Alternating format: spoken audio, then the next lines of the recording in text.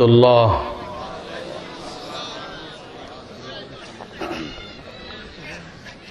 الحمد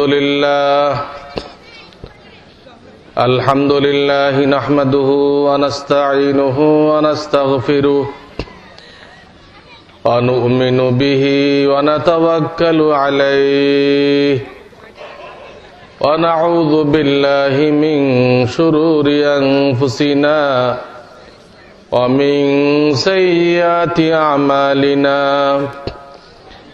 من يهده الله فلا مضل له ومن يضلل فلا هادي له ونشهد أن لا إله إلا الله وحده لا شريك له ونشهد أن سيدنا ومولانا محمدًا عبده ورسوله صلى الله تعالى عليه وعلى آله وأصحابه وبارك وسلم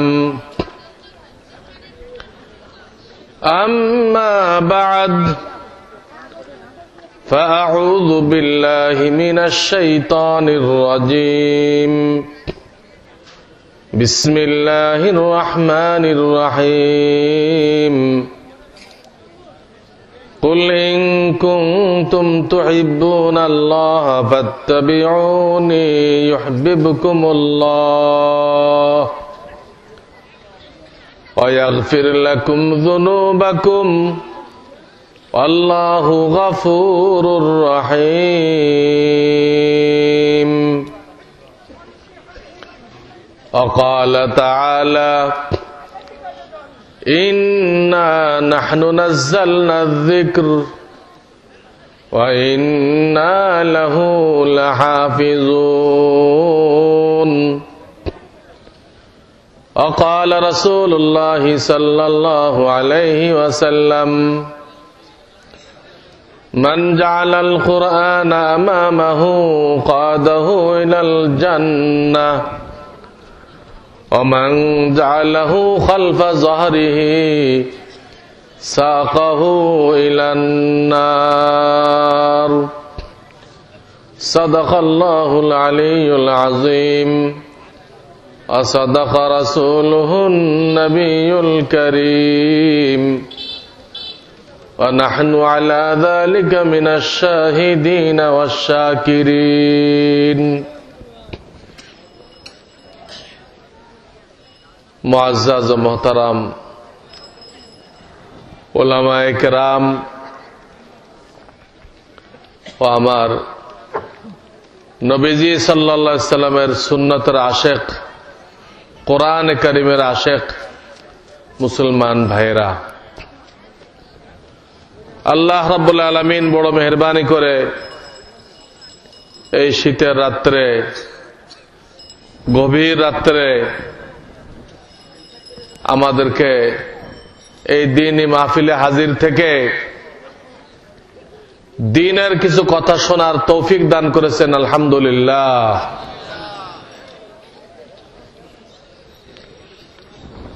আমি লম্বা আলোচনা করতে চাই না, রাত্র হয়ে গেছে।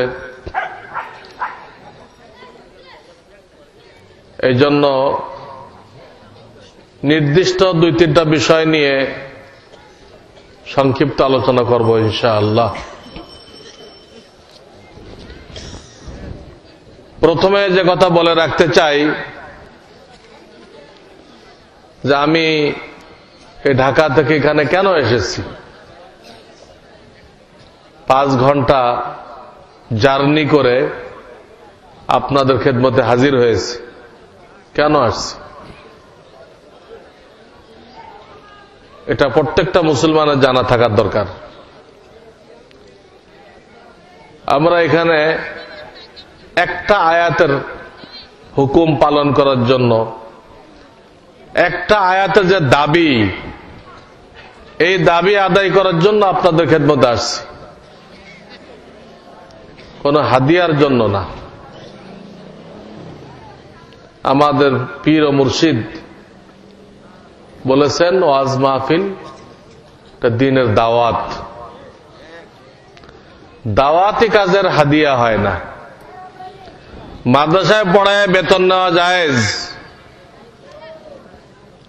ইমামতি করে বেতন নেওয়া জায়েজ, মুয়াজ্জিনি করে বেতন নেওয়া জায়েজ, ওটা এক ধরনের চাকুরির মতো। কিন্তু দ্বীনের দাওয়াত এটার মূলত হাদিয়া হয় না। এটাকে যদি নবীওয়ালা তরিকায় করা যায় তো আল্লাহ তাআলা উম্মতের হেদায়েতের ফয়সালা করেন।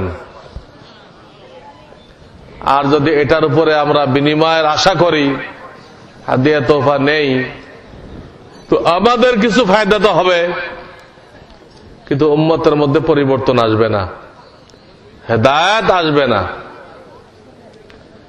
এই জন্য বর্তমানে বাংলাদেশে বহু মাহফিল হইতেছে,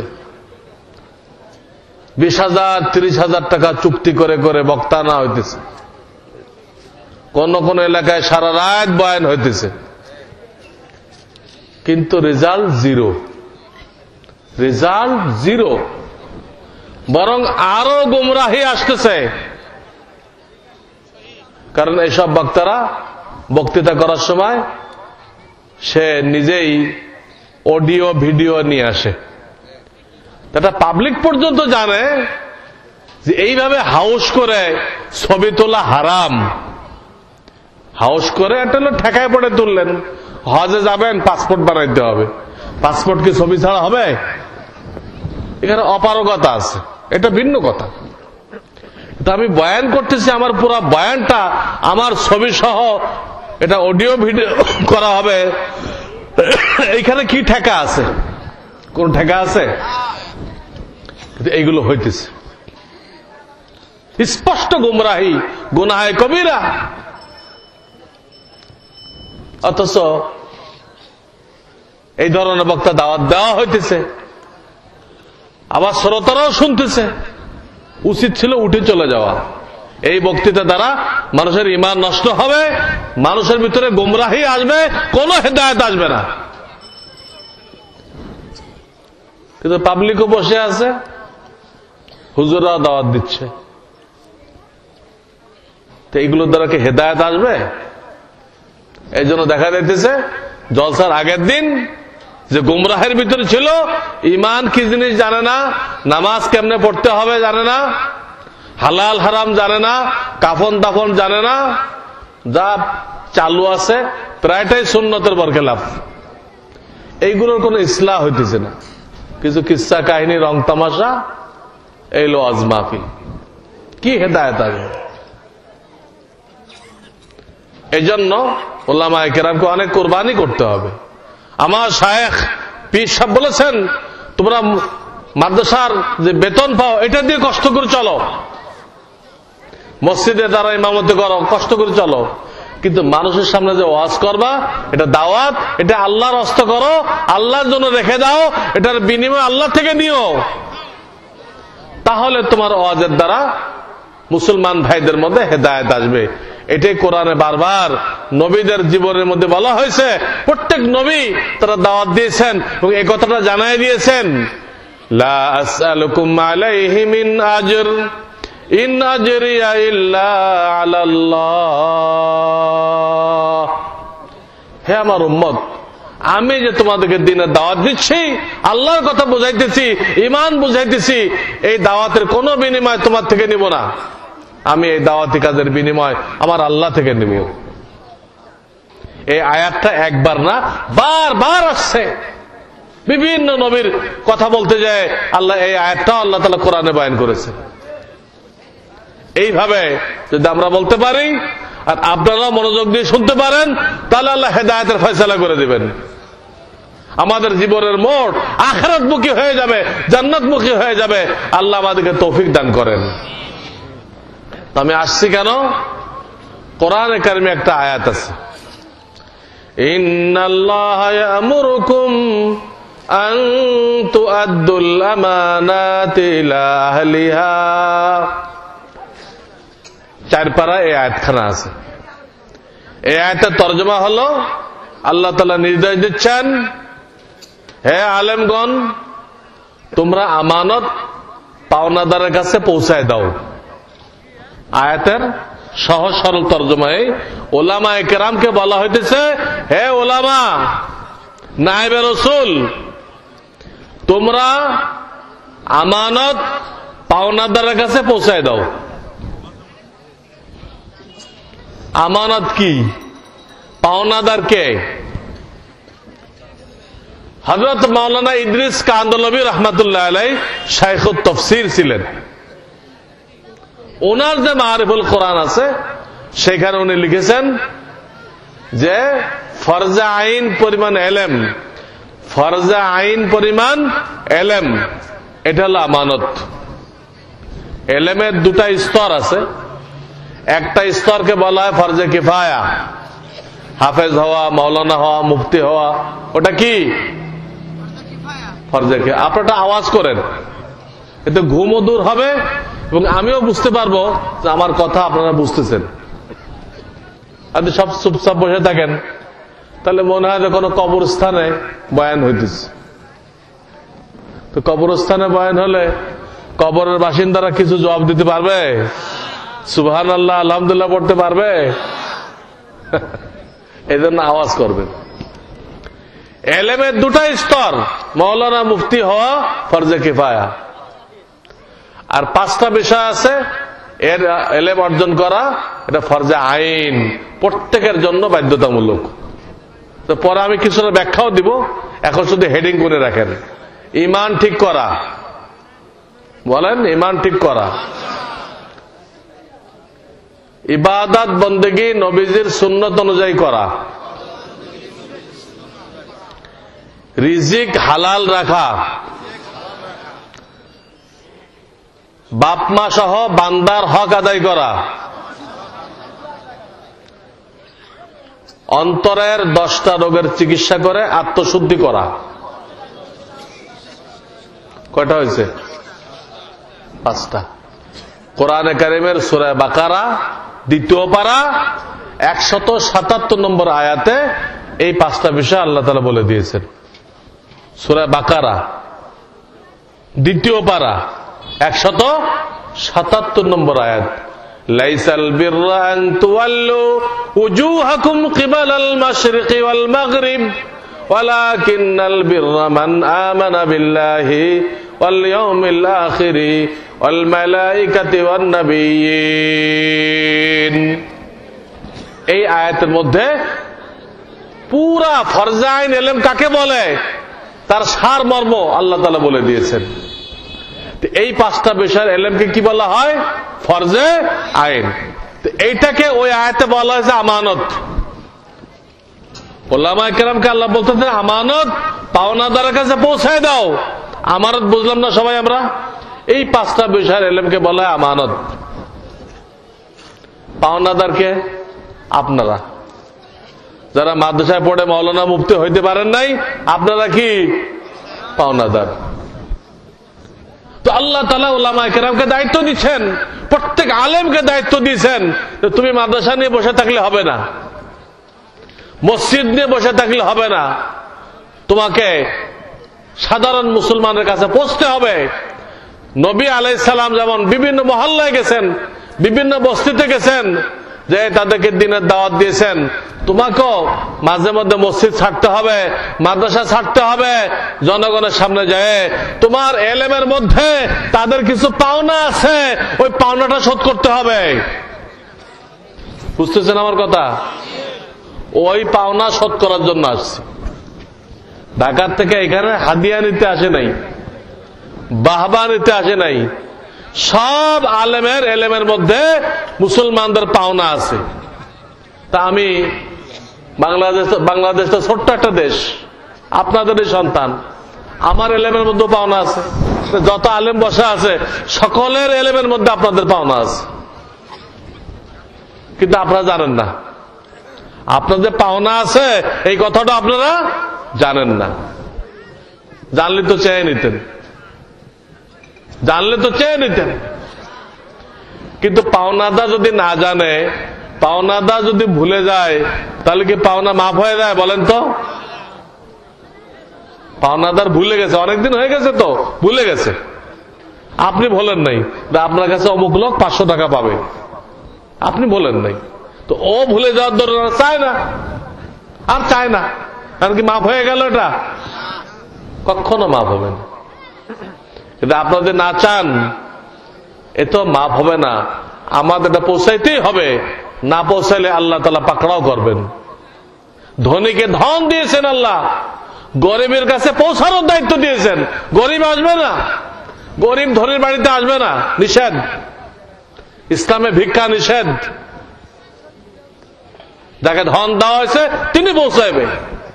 ওলামায়ে কেরামকে এলেম দেওয়া হয়েছে, ওলামায়ে কেরাম মুসলমানের কাছে যে তাদের পাওনা পরিশোধ করে আসবে। কখনো উনি খানকার মধ্যে বসে থাকতে পারবেন না, উনি মসজিদে বসে থাকতে পারবেন না। উনি ইমাম, সারা জীবন মসজিদে বসবে, ওইখান থেকে তার লাশ বেরোবে, তাকে মুসলমানের কাছে যাইতে হবে না। অন্য আয়াতে আল্লাহ আরো ক্লিয়ার করছেন, আওয়ামান কানা মাইতান ফাআহইয়াইনাহু ওয়াজআলনা লাহু নূরা ইয়ামশি বিহি ফিন নাস। এই আয়াত আল্লাহ তাআলা বলতেছেন যে আল্লাহ তাআলা মুসলমানদেরকে, বিশেষ করে উলামায়ে কেরামকে এক জবরদস্ত নূর দান করেছেন। ওই নূর কি? কোরআন, হাদিস, এলেম। এলেমটা নূর না? নূর মানে আলো। আলো দ্বারা অন্ধকার রাত্রে কোথায় গাড্ডা আছে, কোথায় ড্রেন আছে দেখা যায় না। এই নূর যার কাছে আছে, সে কোনটা জান্নাতের রাস্তা, কোনটা দোজখের রাস্তা, কোনটা হালাল, কোনটা হারাম, এটা সে দেখতে পায় না। এটাও তো নূর। আল্লাহ বলতেছে তাকে নূর দান করেছি। ইয়ামশি বিহি ফিন নাস, সেই নূর নিয়ে সে মুসলমানদের কাছে চলতে থাকবে, পৌঁছাইতে থাকবে। ইয়ামশি শব্দ আসছে কি? ইয়ামশি। এখানে বহু আলেম উলামা বসে আছে, জিজ্ঞেস করেন ইয়ামশি মানে কি? ইয়ামশি মানে কি? মাশা ইয়ামশি মানে চলা। মাশা ইয়ামশি মানে কি? চলা। তা আমি যদি ইমাম হয়ে মসজিদে বসে থাকি আর জনগণের কাছে না চলি, তাহলে কি দায়িত্ব আদায় হলো? আমি মাদ্রাসার হুজুর, খালি কয়টা ছাত্র পড়াই দিলাম, আপনাদের দরবারে আসলাম না, চলা হলো? আমি পীর সাহেব, খানকায় বয়ে থাকলাম, বয়ে বয়ে জিকির শিখাইলাম, কিন্তু জনগণের দুয়ারে আসলাম না, তাহলে কি এমসি পাওয়া গেল, চলা পাওয়া গেল? বহুত বড় দায়িত্ব। নবী আর আসবে না, এই নবীর দায়িত্বটা আল্লাহ কার উপর দিচ্ছেন? আলেমদের উপর দিচ্ছেন। নবীরা কি গদি কায়েম করে বসেছিল না বিভিন্ন মহল্লায় গেছিল? বলেন। আমাদেরও ওই মসজিদ, মাদ্রাসা, খানকায় গদি কায়েম করলে হবে না, বিভিন্ন মহল্লায় যেতে হবে, যে মুসলমান ভাইদের কাছে দ্বীনের আমানত পৌঁছাইতে হবে। যদি আমরা এই কাজ না করি, মুসলমান ভাইয়েরা বিভিন্ন জায়গায় যায় পথভ্রষ্ট হয়ে যাবে। কেউ যাবে বাতিল পীরের কাছে, কেউ যাবে বাতিল দলের মধ্যে, কেউ যাবে ডক্টর ইউনূসের কাছে। এই বিভিন্নখানে পাবলিক ভাগ বাটোয়ারা হয়ে সব পথভ্রষ্ট হয়ে যাবে। যে পাবলিক আমাদেরকে হাদিয়া দেয়, যে পাবলিক আমাদেরকে সালাম করে, ওই পাবলিক আমাদেরকে জবাই করবে। যা নাকি রাশিয়ায় হয়েছে, যা নাকি কোথায় হয়েছে। জনগণের কাছে দ্বীনের আমানত যদি না পৌঁছানো হয়, আল্লাহ ওই জনগণকে দিয়ে উলামায়ে কেরামকে শহীদ করে দিবে। কেন দায়িত্ব পালন করো নাই? জনগণের হক কেন নষ্ট করছো? এই জন্য, এই দায়িত্ব পালন করার জন্য আমার মাদ্রাসা এখন পরীক্ষা চলতেছে, ক্লাস নেই। এই জন্য আমি এখন পুরা সময়টাই আমি এইভাবে কাজে লাগাইতেছি, বিভিন্ন মহল্লায় যেতেছি, তাদের কাছে কিছু কথা পৌঁছাইতেছি। তো আমি এটা দিয়ে শুরু করলাম যে আপনাদের খেদমতে কেন আসছি। আমার এলেমের ভিতরে আপনাদের আমানত আছে, পাওনা আছে, এই পাওনা পৌঁছাইতে আসছি। আল্লাহ তাআলা আমাদের সবাইকে বোঝার তৌফিক দান করুন। এখন আমি এই বিষয়গুলো বলতে চাই। প্রথম বিষয় আমি এটা বলবো, এই জলসাটা হইতেছে এই মাদ্রাসার ওসিলায় না। এই মাদ্রাসা কি জিনিস? এটা কিন্তু সরকারি মাদ্রাসা না, এটা কওমি মাদ্রাসা। কি মাদ্রাসা? আমাদের দুশ্মনরা বলে খারেজি মাদ্রাসা। দুশ্মনরা এই নাম দিছে খারেজি মাদ্রাসা, কিন্তু এটার নাম খারেজি না, আসল নাম কি কওমি মাদ্রাসা। এর বাংলা অর্থ হল জাতীয় মাদ্রাসা। কেন এই নাম দেওয়া হয়েছে?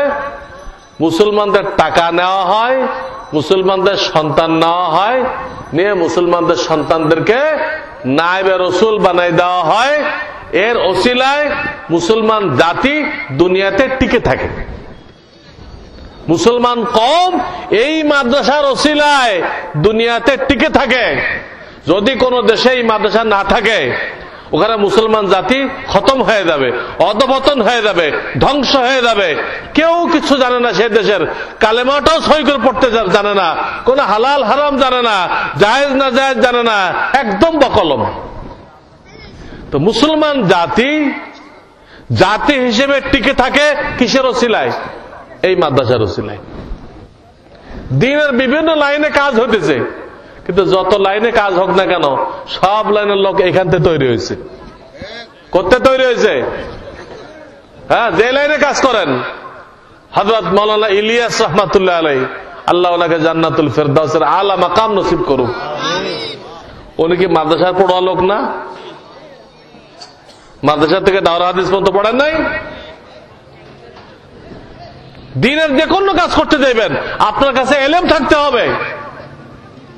এই তবলিগের কাজ চলতেছে যে আল্লাহ ওয়ালার ওসিলায় তিনি মাদ্রাসার একজন ফারেক, মাদ্রাসার একজন আলেম, এবং তিনি বছরকে বছর হযরত মুফতি রশিদ আহমদ গঙ্গোহী তার খানকায় থেকে আত্মশুদ্ধি করেছেন, দিলকে আয়নার মতো পরিষ্কার করেছেন। এরপর আল্লাহ তাকে দিয়ে এত বড় কাজ নিছেন যে একজনের ফিকিরের ওসিলায় সারা দুনিয়ায় এক নমুনায় এক হরকত হইতেছে, একভাবে চলাফেরা হইতেছে একটা মানুষের ফিকিরের ওসিলায়। তাহলে নবীদের ফিকির কিরকম ছিল? নবীদের ফিকির কেমন ছিল?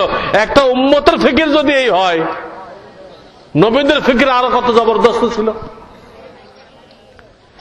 তো কয় মাসে কেন বলা হলো যে মুসলমান কওম তারা এখানে চাঁদা দেয়, সরকার দেয় না। মুসলমানদের ছেলেরা এখানে ছাত্র দেয়, বড় বড় ডাক্তার, বড় বড় ইঞ্জিনিয়ার, তারা কি করে? ছাত্র কোথায় দেয়? হ্যাঁ, এই মাদ্রাসায় দেয় না? আমার মাদ্রাসায় এয়ার কমোডর কামাল উদ্দিন আহমদ, যিনি এয়ার কমোডর হয়ে গেছে, আর একটা পোস্ট উপরে গেলে বিমান বাহিনীর প্রধান হইতেন। ওনার 5 ছেলে দিছে আমার মাদ্রাসায়। কি জন্য দিছে? ইংরেজি পড়াইতে, ইংরেজি পড়াইতে দিছে। বেরেন কাজে লাগাইতে হবে। ইংরেজি পড়াইতে আমার কাছে কেন দিবে? ইংরেজি পড়ানো স্কুলে কোনো অভাব পড়ে গেছে? বলেন না কেন? এখানে দিছে কোরআন হাদিস শিক্ষা করার জন্য, নায়েবে রসুল বানানোর জন্য। কোরআন হাদিসে পাক্কা হবে, মজবুত হবে, জাতিকে হেদায়েতের রাস্তা দেখাইবে, এই জন্য দিছে। এখানে ডিসি বানানোর জন্য দেয় নাই, এখানে গ্রাজুয়েট বানানোর জন্য দেয় নাই, এখানে ডাক্তার বানানোর জন্য দেয় নাই। আর আমরাও সেই জন্য মাদ্রাসা খুলি নাই। আমরা যদি ডাক্তার আর গ্রাজুয়েট বানাই, তাহলে স্কুল কলেজ কি করবে বলেন? আমরা যদি গ্রাজুয়েট বানাই আর ডাক্তার বানাই, স্কুল কলেজের দায়িত্ব কি? এর তো ঘাস কাটা ছাড়া কোনো কাজ থাকবে না। থাকবে? ওরা কি করবে? কথা বুঝতে হবে। আমাদের কাছে কেন দিছে? নায়েবে রসুল বানানোর জন্য দিছে। তার বাপ মা বোঝে নাই, তার বাপ মা বুঝছে ইংরেজির লাইনটা দামি, ব্রিটিশেরটা দামি, তারা ব্রিটিশেরটা পড়াইছে। স্কুল কলেজের সিলেবাস পড়ানো হয়, এটা কি আসমান থেকে নাজেল হয়েছে? না, ব্রিটিশরা দিছে এটা। ব্রিটিশরা যখন এই দেশ দখল করছিল, 200 বছর আমাদেরকে গোলাম বানায় রাখছিল, তারা এটা চালু করে গেছে। কেন চালু করে দিছে? এইটা পড়লে ব্রিটিশদের গোলাম তৈরি হয়, এটা পড়লে স্কুল কলেজ থেকে ব্রিটিশদের তাবেদার পয়দা হয়, গোলাম তৈরি হয়। এই জন্য তারা চালু করে গেছে। তারা এখন মাদ্রাসা শিক্ষা উঠাই দেওয়ার জন্য উঠে পড়ে লাগছে। কেন? যে এই মাদ্রাসার থেকে ইংরেজদের তাবেদার পয়দা হইতেছে না, এখান থেকে আল্লাহ রসুলের তাবেদার পয়দা হইতেছে, যারা ইংরেজদের সামনে মাথা ঝুঁকায় না। এই জন্য তারা শিক্ষা ব্যবস্থাকে এই নুরুল ইসলাম নাহিদের মতো নাস্তিকদের হাতে দিছে, নাস্তিকদের হাতে দিছে। তখন আমরা বুঝছি যে এখানে নাস্তিক তৈরির সিলেবাস পাশ করানো হবে, এদেশে নাস্তিক তৈরির সিলেবাস পাশ করানো হবে, হয়েও গেছে। আল্লাহ আমাদেরকে হেফাজত করুক। কিন্তু আমাদের মাথায় কোন কেডা ঢুকছে? আজকে বহু আলেম ঢাকায় পাওয়া যেতেছে যারা সরকারের এই গলত কাজটাকে সমর্থন করতেছেন। বলেন নাউজুবিল্লাহ, নাউজুবিল্লাহ বলেন জোরে। আলেম নাম দিয়ে এই নাস্তিক তৈরিটাকে সমর্থন করে কিভাবে? তার ঈমান থাকে? ঈমান থাকবে না তার। আবার অনেক আলেমকে দেখছি সরকারের অনুমোদন চায়। কি চায়? বেঈমান, এগুলো বেঈমান। আল্লাহ অনুমোদন করছে, এটা সরকার কেমনে করবে? আল্লাহ যারা অনুমোদন করলো যে এই লাইন পড়লে নায়েবে রসুল হবে, এর থেকে বড় কোনো ডিগ্রি আল্লাহ জমিনে নেই। বলেন নায়েবে রসুল থেকে বড় কোনো ডিগ্রি আছে? তা আল্লাহ যখন অনুমোদন করছেন, আল্লাহ রসুল অনুমোদন করছেন, এটা সরকার থেকে কেমনে অনুমোদন করাবেন? সরকার কি আমাদের কিতাব পড়তে পারে? তফসিরে বাইজামি পড়তে পারে? কথা বলেন, তফসিরে জালালাইন পড়তে পারে? তো তার কাছে নিলে কেমনে অনুমোদন করবে? সে পারবে? তার কাছে নিলে কি করবে? সব বাদ দিবে। এগুলো আমরা বুঝি না, এখানে ইংরেজি ঢুকাও, এখানে সায়েন্স ঢুকাও, এখানে অমুকটা ঢুকাও, ও যেটা বোঝে ওটা ঢুকাইবে, ওটা ঢুকায় অনুমোদন করে দাও, তোমাকে বিয়ের মান দিলাম। তো মাদ্রাসা স্কুল হয়ে গেল। মাদ্রাসা কি হয়ে গেল? স্কুল হয়ে গেল। আজকে আলিয়া মাদ্রাসার এই অবস্থা। এক জামানা আলিয়া মাদ্রাসায় কিন্তু আলেম হইতো, কিন্তু জিয়াউর রহমানের সময় তারা মান চাইলো জিয়াউর রহমানের কাছে। জিয়াউর রহমান বলে আমি তো এগুলো বুঝি না কিছু, আমি যেটা বুঝি এটা ঢুকাও, তাহলে সায়েন্স ঢুকাও, ইংরেজি ঢুকাও, ইতিহাস ঢুকাও, ভূগোল ঢুকাও। এগুলো ঢুকায় ঢুকায় তাদেরকে মান দিল, কিন্তু ওটা স্কুল হয়ে গেল। এখন সমস্ত দুনিয়ার কাফেররা এক হয়েছে, সমস্ত দুনিয়ার কাফেররা এক হয়ে এই নুরুল ইসলাম নাহিদ যেটা কি শিক্ষা মন্ত্রণালয়ের দায়িত্বে আছে, এদেরকে দিয়ে একটা সিলেবাস বানাইছে। সেটা পুরোপুরি নাস্তিক তৈরির সিলেবাস, নাস্তিক তৈরির সিলেবাস। তো এই সরকারের কাছে আমরা অনুমোদন আনতে যাব? সে অনুমোদন করবে? অনুমোদন চাইলে আমার মাদ্রাসাকে স্কুল বানাই দিবে না? এবং তারা যে সিলেবাস বানাইছে, এখানে প্রাথমিক শিক্ষা রাখছে 8 পর্যন্ত। কি রাখছে? প্রাথমিক শিক্ষা কোন পর্যন্ত? 8 পর্যন্ত। এবং আইন করছে যে প্রত্যেক গ্রামে কমিটি থাকবে, কোন ছেলে 8 না পড়ে স্কুল থেকে বেরোতে পারবে না। কোন ছেলে 8 না পড়ে স্কুল থেকে বেরোতে পারবে না। বেরোলে তার বাপকে ধরে নিয়ে যাওয়া হবে থানায়, নিয়ে কৈফিয়ত চাওয়া হবে, তো তোমার ছেলে এখন 8 পড়ে নাই, ও চলে আসলো কেন? এই আইন করতেছে সরকার। আপনাদের খবর আছে কিনা জানি না। তো একটা ছেলে 8 না পড়ে যদি বেরোতে না পড়ে, 8 পড়তে বয়স কত হবে? 14। 14 বছর হলো হাফেজ হওয়ার শেষ টাইম। বালেগ হওয়ার আগে হেফজ শেষ করতে হয়, আর না হেফজ থাকে না।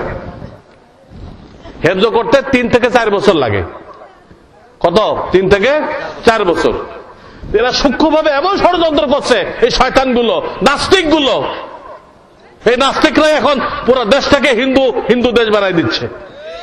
প্রত্যেকটা জায়গায় হিন্দু, প্রত্যেকটা জায়গায় হিন্দু, প্রত্যেকটা জায়গায় নাস্তিক। নাউজুবিল্লাহ মিন যালিক। মানে ইসলামকে মুছে ফেলার জন্য পুরা চক্রান্ত তারা করতেছে। আর আমরা কিছু মূর্খ দল, আমরা ওটাকে সমর্থন করতেছি, আবার সরকারের কাছে অনুমোদন চাইতেছি। আরে অনুমোদন কেমনি করবে সরকারে? সে তো কোনো কিতাব পড়তে পারে না।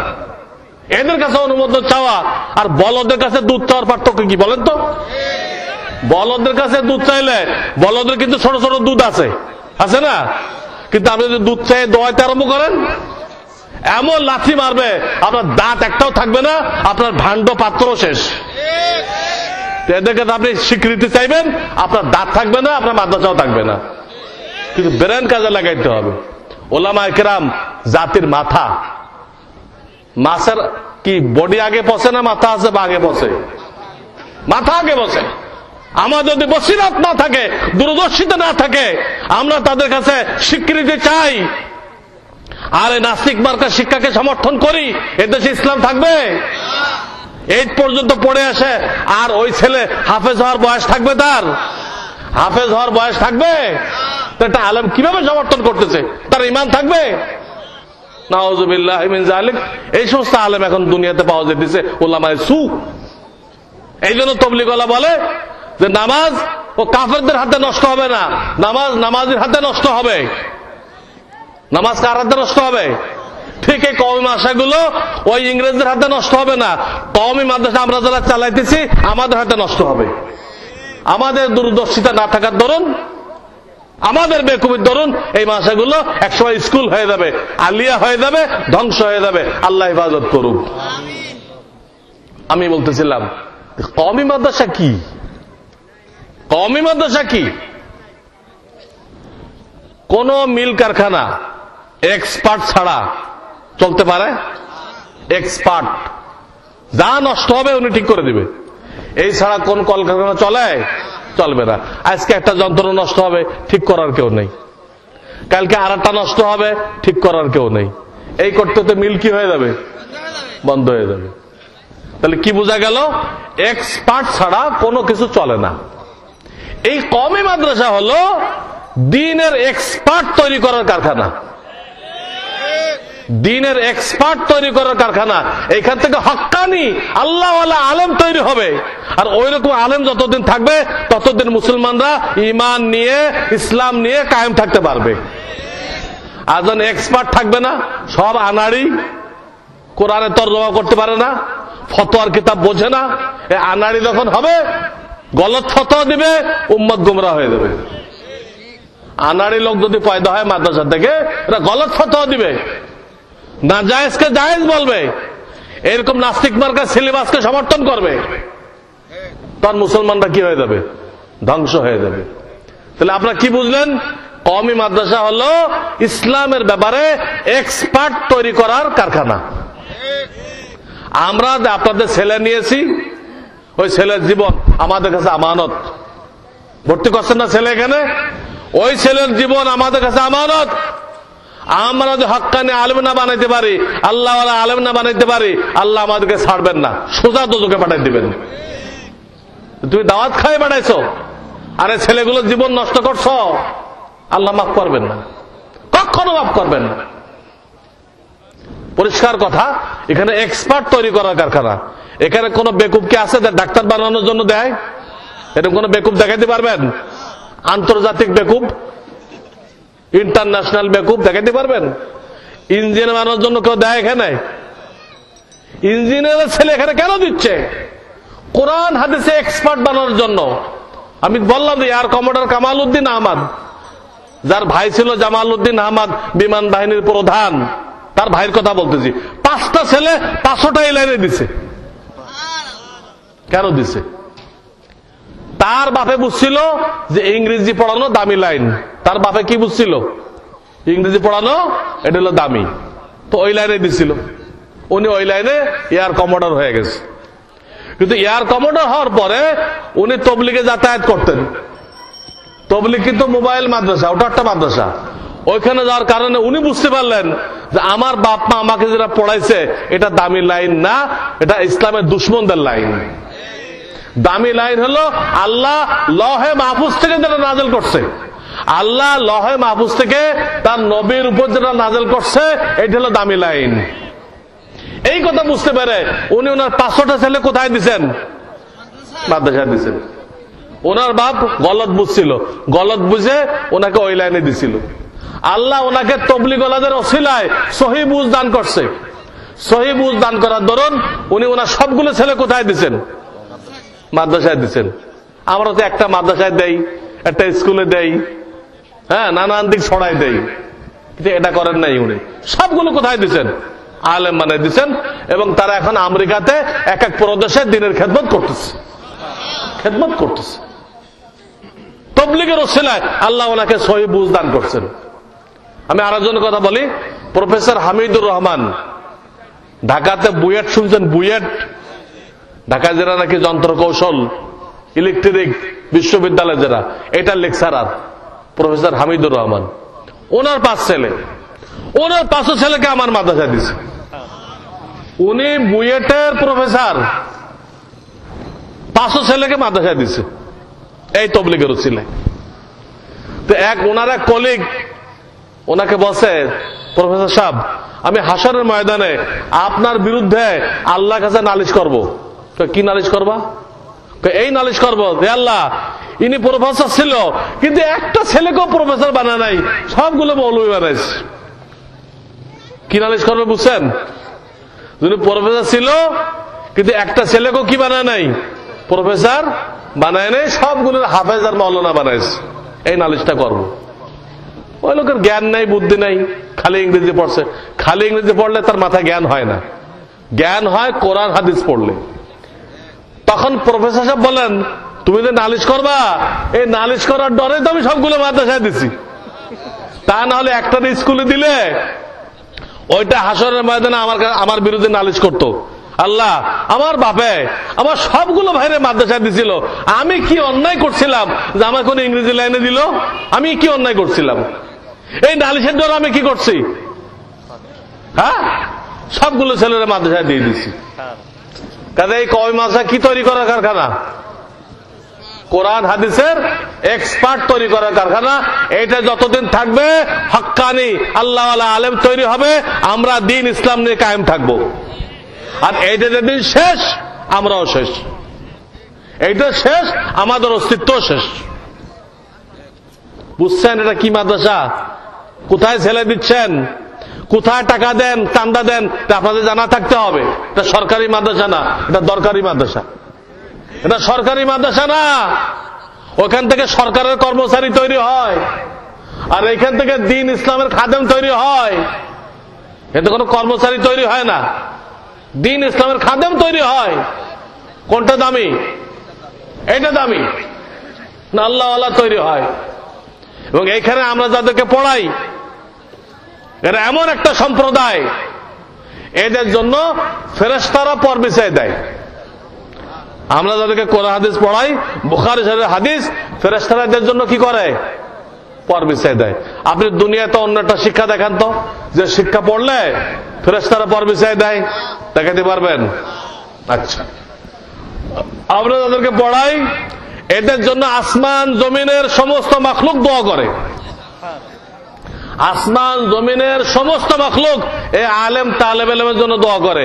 আপনি একটা লাইন দেখান তো, যেটা পড়লে সারা আসমান জমিনের মাখলুক দোয়া করে, দেখাতে পারবেন? পারবেন না। এবং এখানে এমন লোক তৈরি করা হয় যাদের ওসিলায় আল্লাহ পুরা দুনিয়াবাসীকে খাওয়াইতেছেন, পুরা দুনিয়াবাসীকে খাওয়াইতেছেন। হাদিস, ইন্নামা তুরজাকুনা বিজুআফাইকুম। লন্ডন, আমেরিকা, জাপান, জার্মান, এই সবাইকে আল্লাহ খাওয়াইতেছে এই একটা গ্রুপের কারণে, যারা কোরআন হাদিস শিখতেছে আর মানুষের কোরআন হাদিস শিখায়, হাদিস কোরআন বলতেছে, এদের কারণে আল্লাহ তাআলা সবাইকে খাওয়াইতেছে। এরা হলো দুনিয়ার বর, এরা হলো কি? আর বাকি সব লোকেরা কি? বরযাত্রী। এরা নেই, আমাদের খাওয়া বন্ধ। এই গ্রুপ নেই, ছেলে দিলেন না, এই মাদ্রাসায় চান্দা দিলেন না, কোরআন হাদিস পড়াপড়ি থাকলো না, আমাদের রিজিক বন্ধ। ইন্নামা তুরজাকুনা বিজুআফাইকুম। 4 নম্বর ফায়দা, এই গ্রুপ তারা কোরআন হাদিস পড়তেছে, ক্বাল আল্লাহ ক্বাল রাসূল, এরা পৃথিবীর হায়াত। এরা কি বলেন না কেন আমার সাথে? পৃথিবীর হায়াত।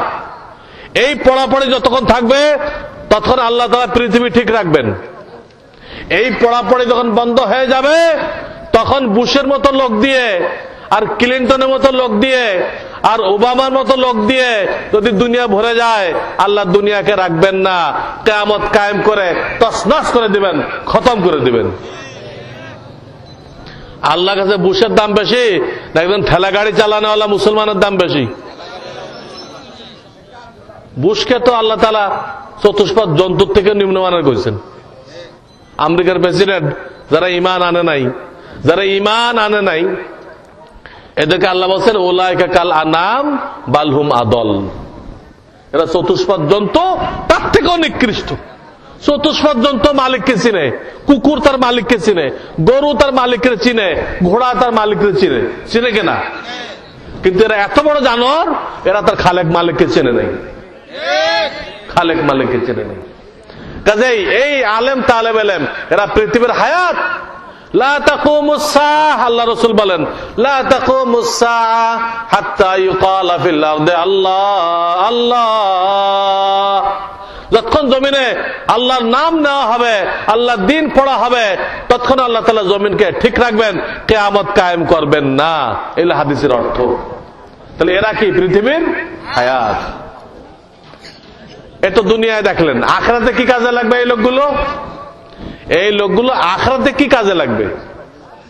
এক একটা হাফেজ আলেমকে হাসরের ময়দানে যদি সে আমলওয়ালা হয়ে থাকে, আল্লাহ তাআলা কমপক্ষে বেহেশতের 10টা টিকিট দান করবেন, কমপক্ষে 10টা টিকিট দান করবেন।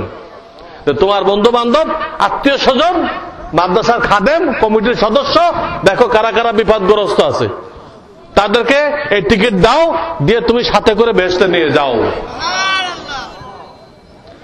স্কুল কলেজে পড়লে কয়টা টিকিট দিবে বলেন তো? হ্যাঁ, এম কম, বি কম, যত কম কম পড়ে আসলেন আপনি, সব কম কম পড়ে আসলেন, বেহেশতের টিকিট পাওয়া যাবে? এটা এমন একটা লাইন যেখানে বেহেশতের টিকিট দিবে আল্লাহ তাআলা, আপনাকে আমাকে সুপারিশ করে সে বেহেশতে নিয়ে যেতে পারবে। এবং আল্লাহ তাকে জান্নাতের যত উপরে স্থান দান করবেন, তার বাপ মা যদি মূর্খ হয়ে থাকে, আল্লাহ ওই ছেলের ওসিলায় তার বাপ মাকে জান্নাতের অত উপরে মর্তবা দান করবেন। তাহলে এই লাইনটা কি নিম্নমানের লাইন? এর থেকে দামি লাইন দেখান। নায়েবে রসুল, রসুলের অ্যাসিস্ট্যান্ট হবে। রসুল যে মেহরাবে নামাজ পড়াইতেন, যে মেম্বারে কোরআন হাদিস বয়ান করতেন, এখান থেকে পড়ে ওই মেহরাবে নামাজ পড়াইবে, ওই মেম্বারে বসে মানুষকে জান্নাতের রাস্তা দেখাইবে, রসুলের দায়িত্ব পালন করবে, রসুলের অ্যাসিস্ট্যান্ট তৈরি হবে। রসুলের অ্যাসিস্ট্যান্ট বড় নাকি গ্রাজুয়েট বড়? কোনটা বড়? বুঝি শুনে বলেন। ডাক্তার ইঞ্জিনিয়ার বড় না নায়েবে রসুল বড়? তাহলে এটাকে ফকিরা বিদ্যা কেন বলেন? এটা তো ইংরেজরা শিখাই দিয়ে গেছিল, ইংরেজ আল্লাহর দুশ্মন, তারা এটাকে ফকিরা বিদ্যা বলছিল। আপনি আমি কেন বলতেছি? এবং তারা এখন মরিয়া হয়ে লাগছে এই শিক্ষাটাকে বন্ধ করার জন্য। আল্লাহ হেফাজত করুন। আপনাদের কি একটা মোটামুটি আইডিয়া হয়েছে এটা কি জিনিস? কোথায় ছাত্র দিচ্ছেন, কোথায় টাকা দিয়ে সাহায্য করতেছেন, বুঝে আসছে? হ্যাঁ, এখানে নায়েবে রসুল তৈরি করা হয়, নায়েবে রসুল, রসুলের ওয়ারিস তৈরি করা হয়, যারা সারা দুনিয়ায় ইসলামের দাওয়াত দিবে। এবং আপনাদের মধ্যে 2 লাইনে কাজ করা হয়। এই কওমি মাসাগুলোতে আপনাদের হেদায়েতের জন্য খালি বার্ষিক মাহফিল করা হয় না, খালি বার্ষিক মাহফিল না, আপনাদেরকে আল্লাহর সাথে জুড়ে দেওয়ার জন্য, আপনাদেরকে আল্লাহর ওলি বানানোর জন্য এই কওমি মাসাগুলোর থেকে 2 লাইনে মেহনত করা হয়। এক লাইনের নাম হলো দাওয়াত ও তাবলীগ, একটা নাম কি দাওয়াত ও তাবলীগ, আর একটা নাম হলো দাওয়াতুল হক, আরটার নাম কি দাওয়াতুল হক। দুটোটার মুরব্বী একই আল্লাহর বান্দা, দুনো মেহনতের মুরব্বী গত শতাব্দীর মুজাদ্দিদ মাওলানা আশরাফ আলী থানভী রহমাতুল্লাহ আলাইহি, দুটো মুরব্বী একই ব্যক্তি। দাওয়াত ও তাবলীগ দ্বারা মানুষের ভিতরে বুঝ পয়দা করা হয়, বুঝ যে ইসলাম ছাড়া, ইমান ঠিক করা ছাড়া, নামাজ সই করা ছাড়া, কোরআন সই করা ছাড়া কোনো উপায় নেই, এই বুঝটা তৈরি করে। আর দাওয়াতুল্লাহ কি করে? হাতে কলমে কোরআন শিখাই দেয়, হাতে কলমে নামাজের ট্রেনিং দিয়ে দেয়, হাতে কলমে কাফন তাফন শিক্ষা দেয়।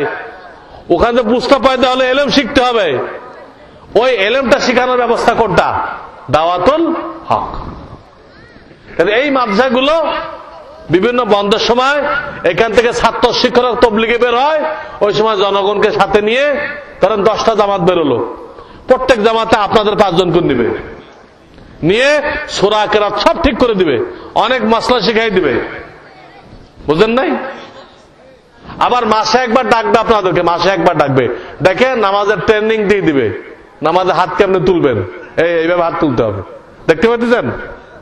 হাতের তালু সামনের দিকে, এইভাবে না, এই সাপের ফনার মতো না, সাপের ফনার মতো না, এইভাবে প্রত্যেক মাসে একবার আপনাদেরকে ডাকতে হবে।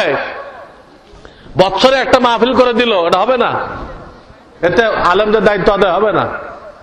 হ্যাঁ, বড় করে একটা করুক, কিন্তু প্রত্যেক মাসে অন্তত একবার একটা দিন তারিখ ঠিক থাকবে, তো কথার কথা ইংরেজি মাসের পয়লা শুক্রবার কি ইংরেজি মাসের পয়লা বুধবার, এটা ঠিক থাকবে। ওই দিন আপনারা আসবেন, হুজুরা ছাত্ররা মিলে সকলে মিলে আপনাদেরকে হাতে কলমে এই দাওয়াত হকের মাধ্যমে আপনাদের কিছু শিখাই দিবে। তাহলে এই মাদ্রাসা কি করলো? একদিকে আপনাদের ছেলেদেরকে নায়েবে রসুল বানাই দিল, কি বানাই দিল? নায়েবে রসুল। আর একদিকে আপনাদেরকে দাওয়াত ও তাবলীগের মাধ্যমে এবং দাওয়াতুল হকের মাধ্যমে আল্লাহর ওলি বানাই দিল। তাহলে এই মাসার অবদান কত বেশি বুঝতে পারতেছেন? বুঝতে পারতেছেন?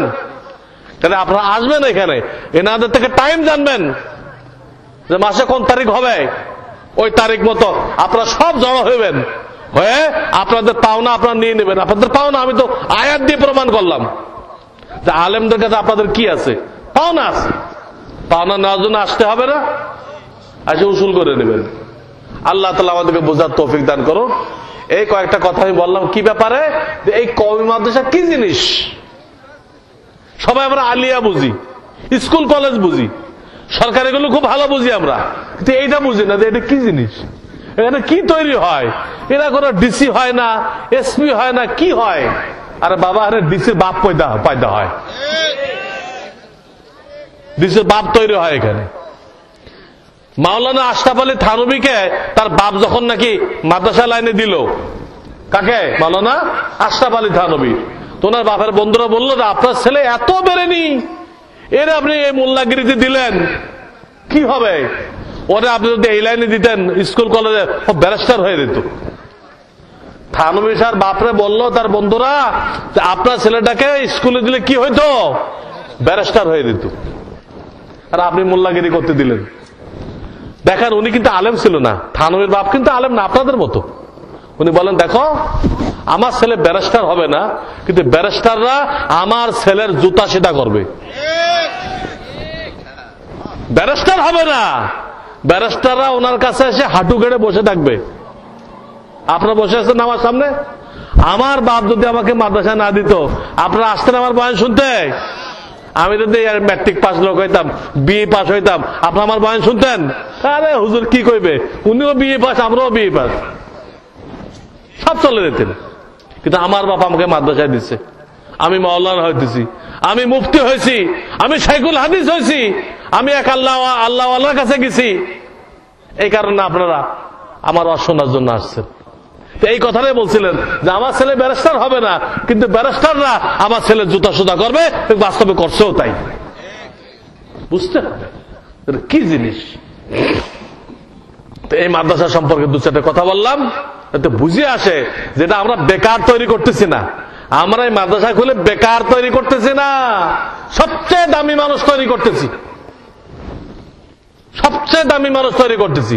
কিন্তু এইখানে এই হস্তশিল্প হাবি জাবি ঢুকায় না, অনেক মাদ্রাসা হস্তশিল্প ঢুকায় না, হ্যাঁ, কারিগরি ঢুকায় না, কম্পিউটার ঢুকায় না, এগুলো একদম বেকার। কারণ আমার উস্তাদরা যদি আমাকে কারিগরি শেখাই দিত, তা আমি কি মানুষের বাড়ি বাড়ি রে এই ইলেকট্রিক লাইন ঠিক করে দিতে পারতাম? আমার এই সময় আছে? আমি সারাদিন পড়াই, আমি লিখিত ফতোয়া দেই, আমি মুরিদানদেরকে আত্মশুদ্ধির চিঠির জবাব দেই, আমি এলাকায় দেয় ওয়াজ মাহফিল করি। আমার তো একটা কাজ না, পড়াই, ফতোয়া লিখি, আত্মশুদ্ধির চিঠি লিখি, মুরিদানদের চিঠি লিখে আমার কাছে আমি জবাব দেই, আবার বিভিন্ন এলাকায় যায় ওয়াজ করি। আমার কি টাইম আছে আপনাদের বাড়ি বাড়িতে মুরগির ইঞ্জেকশন দেওয়ার টাইম আছে? মুরগির ইঞ্জেকশন দেওয়ার টাইম আছে আমার? তাহলে এই হস্তশিল্প শিখায় কি লাভ হইতো? ওলামায়ে কেরামের এত দায়িত্ব, নায়েবে রাসূলের এত দায়িত্ব, সে তো তার দায়িত্ব পালন করে সময় পাইতেছে না, তারে আপনি এইগুলো শিখাইলে লাভটা কি? বরং আপনি স্কুলে যেয়ে বলেন যে বাবা এইখানে কিছু ফরজ এলেমের ব্যবস্থা করো। মাদ্রাসায় হস্তশিল্প না ঢুকায় আপনি স্কুলে বুদ্ধি দেন। কি বুদ্ধি? তোমাদের এখানে পড়ে তো ইমানও শিখতেছে না, নামাজও শিখতেছে না, হালাল হারামও শিখতেছে না, দাড়ি রাখতে হবে না কাটতে হবে তাও জানতেছে না, ডাইন হাত দিয়ে খাবে না বাম হাত দিয়ে খাইবে তাও জানতেছে না। জানে বাপ মা বেঁচে থাকলে 7টা হক, মরে গেলে 7টা হক, তাও জানতেছে না। কোন স্কুলে পড়ুয়ার লোক বাপ মার 14টা হক বলতে পারবে? পারবে বলতে? তার বইতে আছে এগুলো? কিচ্ছু নেই। কিচ্ছু নেই। কাজে বোঝেন কি তৈরি করা হয় এখানে, কি তৈরি করা হয় দেখেন। এই জন্য এই লাইনটার গুরুত্ব আপনাকে বুঝতে হবে। তো কত দামি, এখানে ছেলেপেলেকে এগুলো শেখানো কোনো দরকার নেই, ইংরেজিতে পণ্ডিত বানানো কোনো দরকার নেই, হস্তশিল্প শেখানো কোনো দরকার নেই, ওগুলো করার তাদের টাইম নেই। তারা মুরগি চিকিৎসাও করতে পারবে না, তারা ইলেকট্রিক চালাইতে লাইন ঠিক করতে পারবে না, ওগুলো টাইমই নেই তার কাছে, ফালতু এগুলো শেখানো হয়, বেকার। এখানে শুধু পাক্কা আলেম বানানো হবে। আমার পীর ও মুর্শিদ বলছেন, বাদশাহ ছেলেকে কি শেখানো হয়, বুঝতে চেষ্টা করেন। বাদশাহ ছেলেকে কি শেখানো হয়? বাবুর্চিগিরি, ধান খেতে ধান লাগানো, হ্যাঁ, ওই যে গাড়ি ঠিক করে গ্যারেজে, ওটা শেখানো হয়? বুঝে শুনে জবাব দিয়েন। বাদশাহ ছেলেকে ইঞ্জিনিয়ার বানানো হয়, বাবুর্চি বানানো হয়, দর্জি বানানো হয় না, তারে বাদশাহী কেমনে চালাইতে হবে ওটা শেখানো হয়, ঠিক কিনা? তো এখানে নায়েবে রসুল তৈরি করা হয়, কাজে নায়েবে রসুলের দায়িত্ব কেমনে পালন করা হয় ওটা শেখাবো আমরা। এখানে আমরা ইংরেজিতে এক্সপার্ট বানাইবো না, ভূগোলে এক্সপার্ট বানাইবো না, তাহলে স্কুল ওরা কি করবে? তারা তো বেকার হয়ে যাবে। এখানে সত্যিকার অর্থে নায়েবে রসুল তৈরি করা হবে। বাদশার ছেলেকে বাদশাহী চালানো শেখানো হয়, মাদ্রাসার ভিতরে নায়েবে রসুল কিভাবে হয় ওটা শেখানো হবে।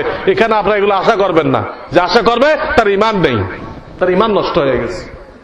যার আসমানি এলেমের পর একিন নেই, ইংরেজদের এলেমের পর একিন আছে, ইংরেজদের এলেমের পর যার একিন আছে, আসমানি এলেমের পর একিন নেই, তার ইমান নষ্ট হয়ে গেছে, সে একদম বেঈমান। কশ্চিন কালে এই ধারণা করবেন না আমরা বেকার তৈরি করছি, আমরা সবচেয়ে কাজের লোক তৈরি করতেছি ইনশাআল্লাহ। একটা কথা হয়ে গেল। দ্বিতীয় কথা এই, আমরা মা বোনদেরকে সরকারি চাকরি, বেরাকে চাকরি, বিভিন্ন চাকরিতে পাঠাই না কেন? আমরা মনে করি এরা বেকার, কোনো কাজ নেই কাম নেই, যাক একটু কাজ কাম করুক, এরা বেকার, কোনো কাম নেই কাজ নেই, যাক একটু বেরাকে দেয়, লন্ঠন নিয়ে আসুক, একটু সরকারি চাকরি করুক, এই মনে করি না? আসলে কি তাদেরকে বেকার বানানো হয়েছে না কোনো কাজ আছে? আল্লাহ তাআলা মা বোনদেরকে বেকার বানাইছে না কোনো দায়িত্ব আছে? এই দায়িত্ব আমরাও জানি না, মা বোনরাও জানে না, যে কারণে এই সমস্যাগুলো হইতেছে। এই যে বেড়াকে পাঠাই দিচ্ছেন, হ্যাঁ, এই যে বেপর্দা হয়ে গেল, এই বেপর্দা হওয়ার কারণে তাদের পেটে আর সুনাগরিক পয়দা হবে না, আল্লাহওয়ালা মানুষ পয়দা হবে না। মা বোনরা যে বেপর্দায় চলে, স্কুল কলেজে হইতেছে, এটাই ইংরেজরা চাইছিল। ইংরেজরা এটাই চাইছিল, এদের মেয়েদেরকে নষ্ট করে দাও। মাওলানা শামসুল হক ফরিদপুর একটা বই লিখছে, পড়ে দেখেন। ওই বইটার নাম হলো ব্রিটিশ শাসনের বিস্ফল। ব্রিটিশ শাসনের বিস্ফল। ব্রিটিশরা যে স্কুল কলেজ বানাই গেছে, আলিয়া বানাই গেছে, এই যে বীজ বৃক্ষ লাগাই গেছে, এই বীজ বৃক্ষতে কি ফল দিচ্ছে, এই ফলগুলো মাওলানা শামসুল হক ফরিদপুরি লিখছে। এনার নাম শুনছেন? বাংলাদেশের শ্রেষ্ঠ ব্যক্তি ছিল, শ্রেষ্ঠ আলেম ছিল, তিনি এই বই লিখছেন বাংলাতে। আজকে এইসব জায়গায় আমাদের মেয়েরা যায় কিরকম বেহায়া হইতেছে, বেপর্দা চলতেছে, চলতেছে না? এগুলো মুসলমান মেয়েদের জন্য সাজায়। এমনকি বিয়ের পরও শান্তি পাইতেছে না। কেন শান্তি পায় না? ওই যে ছাত্রের জন্য বন্ধু ছিল, বিয়ে হওয়ার পরে ওই বন্ধুত্ব ছাড়তে পারে নাই, সব টেলিফোন করে ওইগুলোর কাছে। আর স্বামী এসে সব ওই কলগুলো চেক করে, মোবাইলে চেক করা যায় না কার কার কাজ করছে, করে সব ধরে ফেলে। ও তোমার বিভিন্ন লোকের সাথে প্রেম আছে, তোমার মতো বউ নিয়ে আমার চলবে না, একদম পিটায় বের করে দিচ্ছে, গরু ছাগলের মতো পিটায়। স্কুল কলেজ আমাদের মেয়েদেরকে এমন বেকার করতেছে, এমন বেকার, এমন বেহুদা বানাই দিছে, এ কি দুনিয়াতে শান্তি হবে না, বিয়ের পরও শান্তি হবে না। বেঠিক বললে বলেন আমাকে, বেঠিক বলতেছে আমি, একদম বরবাদ করে দিছে। মেয়েদেরকে এমন শিক্ষা দিতে হবে যেটা তাদের জন্য খাটে। আল্লাহ তাদেরকে যে কাজের জন্য বানাইছে ওই কাজের জন্য শিক্ষা দিতে হবে। ইংরেজরা ছিল গাধা, ইন্টারন্যাশনাল গাধা ছিল। ওরা কি করছে, সবাই রে এক লাঠি ঢাকাইছে, এক লাঠি বুঝেন, মানে সবারই এক সিলেবাস পড়েছে, সবার জন্য এক সিলেবাস খাটে। পুরুষের কর্মস্থল বাড়ির বাইরে, মা বোনদের কর্মস্থল বাড়ির ভিতরে। আল্লাহ কোরআনে বলে দিচ্ছেন, অকর্না ফি বুয়ুতিকুন্না ওয়ালা তাবাররাজনা তাবাররুজাল জাহিলিয়াতিল উলা। হে মহিলারা, তোমরা বাড়ির চার দেওয়ারের মধ্যে থাকো, জাহিলিয়াতের জামানার মেয়েদের মতো বেপর্দা রাস্তায় ঘোরাঘুরি করো না। কোরআন বলতেছে জাহিলিয়াতের জামানার মতো রাস্তায় ঘুরো না। আজকে স্কুল কলেজে পড়ে আমাদের মেয়েরা আধুনিক হয়েছে না জাহেল হয়েছে? একদম জাহিলিয়াতের জামানায় চলে গেছে। এদের দ্বারা কোনো কাজ হবে না। ওরা একদম বেটা হয়ে গেছে, ওরা বেটিও নেই, কিন্তু ওদের গলার ভয়েসও পরিবর্তন হয়ে গেছে। যখন ভাষণ দেয় দেখবেন বেটা ফেল, ওদেরকে আল্লাহ একদম বেটা বানিয়ে দিচ্ছে। আর এখন তো তারা ওই সেলোয়ার পড়তেছে না, কি পড়তেছে? প্যান্ট শার্ট পড়তেছে। মেয়েরা কানের দুল পড়তেছে, ছেলেরা সব মেয়ে হয়ে গেছে, ছেলেরা সব মেয়ে হয়ে গেছে। কানের দুল পড়তেছে, গলায় হার পড়তেছে, হাতে চুড়ি পড়তেছে, ব্যাসলেট। ছেলেরা হয়ে গেছে মেয়ে, আর মেয়েরা হয়েছে কি? ছেলে। অথচ আমাদের রাসূলুল্লাহ বলে গেছে, এইগুলো যেসব ছেলে পেলে করবে এদের উপরে আল্লাহ লানত। ছেলে হয়ে মেয়ের হার গলায় দেওয়া, মেয়ের দুল কানে পরা, এটা লানতের কাজ। আবার মেয়ে হয়ে পুরুষের প্যান্ট শার্ট পরা, এটা লানত, আল্লাহর অভিশাপ, আল্লাহর রহমত থেকে দূরে চলে যাওয়ার কাজ। এইগুলো করতেছে আমাদের মেয়েরা, করতেছে কিনা? রাজনীতি করা কি মেয়েদের কাজ? এ সব রাজনীতিতে নেমে গেছে। তারা মাসে 10 দিন অসুস্থ থাকে, হায়েজের অবস্থায় থাকে, তাদের তো এই দায়িত্ব দেওয়া হয় নাই। আল্লাহ রাসূল বলছে তারা আকলের দিক দিয়ে অসম্পন্ন, এদের কোনো বড় দায়িত্ব দিও না, সব নষ্ট করে দিবে। আজকে তাই হইতেছে, তাদেরকে দায়িত্বে বসানো হয়েছে, সব বরবাদ করে দিচ্ছে। আমি কোনো খাস দলের কথা বলতেছি না, যে দলই মহিলাকে বসাবে ওই দলই দেশকে ধ্বংস করবে। কোরআন হাদিসে নিষেধ করা হয়েছে, কিন্তু মহিলাদের কোনো গুরু দায়িত্ব দেওয়া যাবে না। তাদের আকল শর্ট, তাদের ওই যে ব্রেনটা পুরুষের তুলনায় অনেক অনেক অল্প। এদের ব্রেন এত শর্ট যে এদেরকে আল্লাহ তাআলা তালাকের ক্ষমতা পর্যন্ত দেয় নাই। যদি ওদেরকে তালাকের ক্ষমতা দিত, প্রত্যেক দিন আমাদেরকে তালাক দিয়ে চলে যেত, একটু রাগারাগি হইলেই তালাক দিয়ে চলে যেত। তালাক দেওয়ার পরে কি হবে ওটা ওদের মাথায় আসে না। ভবিষ্যৎ চিন্তা করার মতো মাথা আল্লাহ ওদেরকে দেয় নাই। এখন আপনার রাগ হয়েছে, তালাক দিয়ে হাঁটা দিল। কিন্তু আল্লাহ পুরুষকে এই বুঝ দিছে যে তালাক দেওয়ার পরে কি হবে। আমার এই ছেলেপেলেগুলো কানবে, আমার ছেলেপেলেগুলো কি করবে?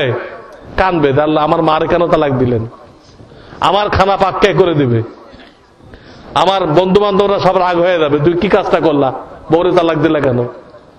পুরুষ এগুলো চিন্তা করে, সহজে তালাক দেয় না। এই জন্য তালাকের ক্ষমতা কাকে দিছে? পুরুষকে, মহিলাকে দেয় নাই। তো যে আল্লাহ মহিলাকে তালাকের পাওয়ার দিল না, তাকে দেশের পাওয়ার দেওয়া যায়? দিলে যা হওয়ার তাই হবে, ওই দেশ ধ্বংস হয়ে যাবে, ধ্বংস হয়ে যাবে। এখন তো কাতার ধরে মহিলারা আসছে, কোথাও কোনো পুরুষ থাকে নাই, সব পুরা কাতার লাইন কিসের? মহিলাদের। দেশ সেরকমই চলতেছে। এখন কাফেররা এটাকে লুটপাট করতেছে, কে কোন ভাগ নেবে। খ্রিস্টানরা ধুমছে, খ্রিস্টান বানাইতেছে, হ্যাঁ, হিন্দুরা হিন্দু বানাইতেছে, যা যা মনে যেতেছে করতেছে, এর কোন অভিভাবক নেই। আল্লাহ হেফাজত করুন। তো আমাদের জানতে হবে মা বোনদেরকে আল্লাহ কি কাজের জন্য বানাইছে, ওদেরকে ওই কাজে লাগাইতে হবে। আর নাই সমাজে ফিতনা হবে, এই সমাজে কোনো ভালো লোক তৈরি হবে না। এমনিতে এই দেশ ধ্বংস হয়ে গেছে। এই প্রত্যেকটা বর্ডারে ফেন্সিডিল কারখানা আছে, জানেন? প্রত্যেকটা বর্ডারে ফেন্সিডিল কারখানা। এগুলো কারা খাইতেছে? এই ফেন্সিডিল গুলো কি ফেরেশতারা খাইতেছে না আমাদের ছেলেমেলে খাইতেছে? হ্যাঁ, এই জাতি এত নেশাগ্রস্ত হইতেছে, এখন তো শুনলাম পুলিশটাও শুরু করছে খাইতে, নকল ধরতে ধরতে ওরাও খেয়ে ফেলছে। এগুলো সব ছেলেমেলে খাইতেছে না। এই নেশাগ্রস্ত জাতি, এদেরকে দিয়ে ভবিষ্যতের কিছু হবে? এই দেশ কে নিয়ে গেল সে চিন্তা করবে? ও তো নেশা নিয়ে ব্যস্ত থাকবে। ও নেশা নিয়ে, মদ নিয়ে, টেলিভিশন নিয়ে, মেয়ে নিয়ে ব্যস্ত থাকবে। ইসলাম থাকলো কিনা, দেশ থাকলো কিনা, মা বোনদের ইজ্জত থাকলো কিনা তিনি চিন্তা করবে? কোন নেশাগ্রস্ত লোক চিন্তা করবে? এই জন্য আমাদের ছেলেদেরকে নেশা দিয়ে ধ্বংস করার জন্য এই ব্যবস্থা করা হয়েছে। যদি আমরা ছেলেপেলের খবর না রাখি, এই জন্য ছেলেপেলেকে এই নেশার থেকে বাঁচানোর জন্য এদেরকে তবলিগে নিয়ে যেতে হবে। কোথায় নিয়ে যেতে হবে? তবলিগে নিয়ে যেতে হবে, ওলামাদের সহবতে নিয়ে যেতে হবে। তা না হলে কোনোভাবে আপনি ছেলেপেলেকে ঠেকাই দিতে পারবেন না। আমি সাফ সাফ কথা বলতেছি, আমি পেছানো কথা জানি না, আমি কোন পেছানো কথা জানি না, সাফ বলতেছি। যদি ছেলেপেলেকে বাঁচাইতে চান ওলামাদের মাহফিলে নিয়ে আসেন আর তবলিগে নিয়ে যান, মোবাইল মাদ্রাসা, ইনশাআল্লাহ ওর নিজের মধ্যে বুঝ পয়দা হবে, সে আর এই নেশা করবে না, মহিলাদের পিছনে কুকুরের মতো ঘুরবে না। আল্লাহ আমাদেরকে বোঝার তৌফিক দান করুন। এখন আসেন, মা বোনদেরকে আল্লাহ কেন তৈরি করছেন? গনেন। 1 নম্বর, মা বোনদেরকে আল্লাহ কেন কি কি কাজের জন্য তৈরি করছেন গুনতে থাকেন, ব্যাখ্যা দিব না, হেডিং বলবো, অনুয়ান বলবো, শিরোনাম বলবো। 1 নম্বর, আল্লাহর ইবাদত বন্দেগী করার জন্য। কেন বানাইছে? ওরা আল্লাহর ইবাদত বন্দেগী করবে, 1 নম্বর। 2 নম্বর, স্বামীর সেবা যত্ন, স্বামীর হুকুম মান্য করা। বলেন না কেন? স্বামীর সংসারের হেফাজত করা। স্বামীর ব্যাপারে তারপর 3টা দায়িত্ব আছে, 3টা স্বামীর ব্যাপারে, আল্লাহর ইবাদত বন্দেগী, আর স্বামীর ব্যাপারে কি কি? স্বামীর সেবা যত্ন। স্বামী কষ্ট করে আসবে বাইরের থেকে, আমাদের দুজন কষ্ট করে আসে, বিকেলে দুজন কষ্ট করে আসে, কে কার পাও টিপবে? ওরা বেশি ক্লান্ত হয়, ওরা তো দুর্বল, আপনার ওদের পাও টিপতে হবে, আপনি ওদেরকে চা বানাই খাওয়াবেন। ঠিক আছে? আমার এটা আমি দেখি নাই, এটা অনুমান করলাম, কিন্তু আপনারা তো সমর্থন দিলেন যে ঠিকই এটা হইতেছে। আর ওদের টাকা তো সংসারে কোনো কাজে লাগে না, ওই সাজগোজ করতে করতেই আর লিপস্টিক কিনতে কিনতেই সব টাকা শেষ রাস্তার মধ্যে। ঠিক কিনা? দেখেন অবস্থা, এগুলো ইসলামে নেই।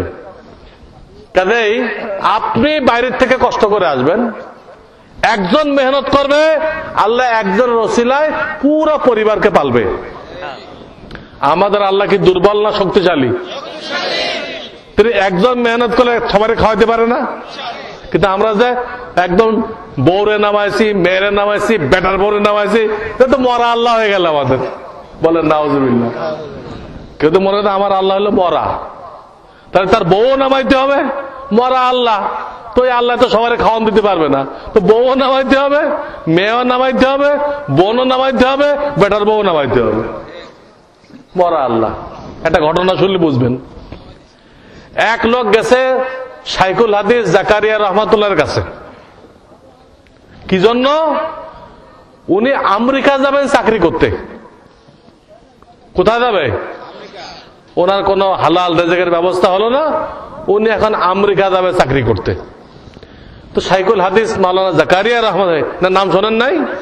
তবলিগে যার কিতাব পড়েন আপনারা, তার কথা কইতেছি, যার লিখিত কিতাব তবলিগ জামাতে পড়া হয় তার কথা বলতেছি। উনি বলেন, ঠিক আছে তোমার জন্য দোয়া করি, তুমি আমেরিকায় চলে যাও, ওখানে যায় আমেরিকার যে খোদা, ওই খোদার কাছে আমার সালাম বলে দিও। আমেরিকার যে খোদা আছে ওই খোদার কাছে কি বলবা? আমার সালাম বলবা। তো ওই লোকটা হতভম্ব হয়ে গেছে, আমেরিকা কি আলাদা খোদা আছে নাকি?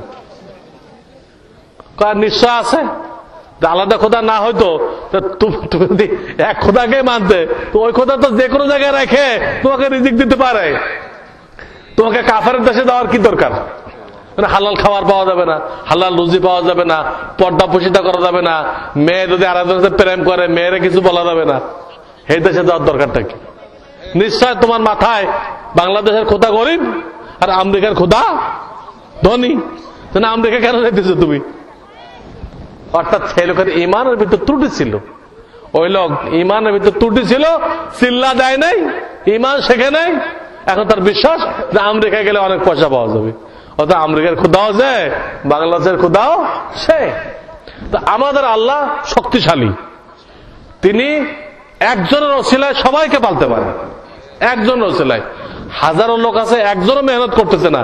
এই কাকরাইল যারা বসে আছে, কাকলে যে মুরব্বীরা বসে আছে না, ওরা তো কেউ মেহনত করতেছে না, কিন্তু তাদের পরিবারকে খাইয়ে আছে না না খাইয়ে আছে?